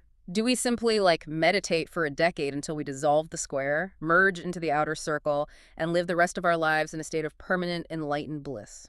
That is the teleological trap we warned against earlier, the desire to finish the castle and stop building. The author shatters that illusion with a single grounding sentence. Individuation happens in the moment. Individuation being the psychological process of achieving that outer circle of wholeness. Yes. The author is stating that higher unity is not a permanent zip code you move to. It is an emergent phenomenon. It bubbles up, and then it dissipates. It breathes. Exactly. You might experience the raw chaos of grief, that's the inner circle. Your ego will attempt to categorize and repress it, creating hostility and anger, that's the square. Right. And then, perhaps through a moment of profound vulnerability, you accept the grief, integrating it into your broader understanding of life. You touch the outer circle. For a fleeting moment. And then the alarm clock rings, your car breaks down, and you're immediately thrown back into the hostility of the square. It's a breathing, oscillating architecture. And the key to surviving this oscillation is found in a super cryptic command near the diagram. Relinquish to witness the mystery of HEX and arriving. The introduction of the word HEX really threw me initially. It sounds occult. It does. But looking at the structural logic of the notes, a hex, or a hexagram, is a classic esoteric symbol representing the perfect interpenetration of opposites. Yes, Like the upward-pointing triangle of fire merging with the downward-pointing triangle of water. It is the visual representation of the square being integrated into the outer circle. To witness that integration, the ego must relinquish its grip. The collector identity must stop trying to violently force the geometry into place. You Yes. cannot command the outer circle to appear. You can't muscle your way into enlightenment. No. You can only stop feeding the fire, drop the fuel, and witness the architecture emerge on its own. This struggle between the ego's desperate need to control the architecture and the necessity of relinquishing control brings us to the final, heaviest thematic block of the notebook. The theological language. Yeah, the author begins utilizing really dense theological language to describe structural failure. We see phrases like certitude of God's judgment, and sin is the inflated action of the ego. And again, keeping our impartial stance here, Mhm. if we strip away the traditional moral weight of the word sin and apply the geometric blueprint we just unpacked, the definition becomes incredibly clinical. Clinical, how? Sin is an architectural inflation. It's the square attempting to expand beyond the limits of the outer circle. Exactly. The ego becomes convinced of its own supremacy. It decides that its specific desires, its specific categories, and its specific grievances are the only valid metrics in the universe. It inflates, disrupting the structural integrity of the entire system. And the author notes the sheer absurdity of the ego trying to justify this inflation. The notebook reads, impossible since the ego owes the self everything. To be accepted, one must use the grace. It is a mathematical impossibility for the ego to claim supremacy, because the conscious ego is merely a subsystem. Right, it's just a part of the whole. The square is generated by the inner circle and contained by the outer circle. It owes its very existence to the totality of the self. When the ego inflates and shatters the piece of the system, it cannot fix the damage through more ego-driven action. You cannot utilize the hostility of the square to cure the hostility of the square. It's like trying to put out a fire by throwing gasoline on it. The system requires an external variable to reset. The author identifies that external variable as grace.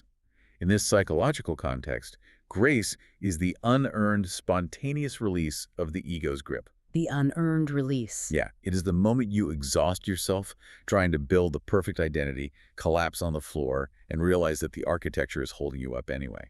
That realization is paired with a note on suffering. Acceptance is an end to suffering. This connects back to the very beginning, to the virtue of fortitude. Right, the first virtue. Fortitude isn't about enduring infinite amounts of unnecessary pain. It is about accepting the limitations of your own geometry. The ego creates suffering by violently resisting reality. It demands that the square shouldn't have sharp corners. Acceptance is the cessation of that resistance. You accept that you are flawed, that your ego will inevitably inflate, and that the elements will clash. The notebook captures the visceral reality of this acceptance in 2 lines that feel like a sudden exhale of breath. The first is laughter and tears as the bias of the struggle. The author is reminding us that we aren't attempting to become unfeeling geometric shapes. We're not aspiring to be cold, sterile circles. No, we're humans. The bias, the inherent lean of the human experience, is emotional friction. Laughter at the absurdity of the carnival and tears at the tragedy of the broken syllogisms. And the second line strips away all pretense of the isolated, self-made collector identity. What I need most is somebody to make me do what I can. That is the ultimate vulnerability. The ego hates that sentence. Oh, it really does. The ego wants to say, I am the sole architect of my destiny. To admit that you require an external force, a partner, a mentor, a community to actualize your own potential is to completely shatter the mirror of Narcissus. It is the realization that the foundation you're building under your castle in the air requires the hands of other people. It's a breathtakingly compassionate conclusion to an incredibly demanding series of notes. It really is. Let's pull the camera back and survey the entire landscape we've mapped today. We began by decoding the fundamental syntax of character, the sequence of fortitude, discipline, wisdom, justice, and cultivation. Right. We saw the absolute necessity of courage to execute that syntax and the corrupting nature of cowardly silence. We moved into the external application, recognizing the active power of silence and conversation and the teleological necessity of grinding out a foundation for our ideal castles in the air. We stared into the trap of the narcissistic mirror, where the ego attempts to hoard identity like a collector. We explored the terrifying liberation of Anata learning to let the fire drop the log of fuel it desperately clings to. We examined the vital sociological function of the carnival, using masks and comedy to safely test the boundaries of our rigid norms, recognizing that true, non-trivial love requires the transgression of breaking our own armor. We mapped the pulsing geometry of the soul, tracing the emergent path from the chaotic inner circle through the hostile categorization of the square toward the fleeting integration of the outer circle.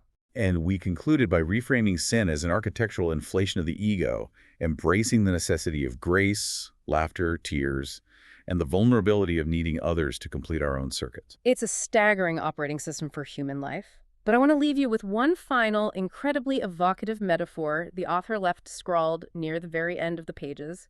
It's a sudden shift into musical theory. The jazz metaphor. Yes. The notes read, "Jazz is smooth and cool, jazz is rage, and fire jazz flows like water. Jazz never seems to begin or end." That metaphor seamlessly integrates the entire notebook. Jazz requires the intense discipline and internal syntax of classical training, but it demands that you relinquish control of the teleological outcome. Right, you improvise. It incorporates the chaotic prima materia of rage and fire while flowing into the higher unity of the ensemble. It is the perfect antithesis to the rigid collector identity. So here's the question I want you to carry with you as you step back into your own life. Are you spending all your kinetic energy desperately clinging to the rigid sheet music of who you think your ego is supposed to be? Or are you willing to drop the fuel? Exactly. Are you willing to listen to the chaotic rhythm of the present moment, accept the grace of the ensemble around you, and play the specific, vulnerable note that the world requires from you right now? As the architect of this notebook advises, slow down, own the space.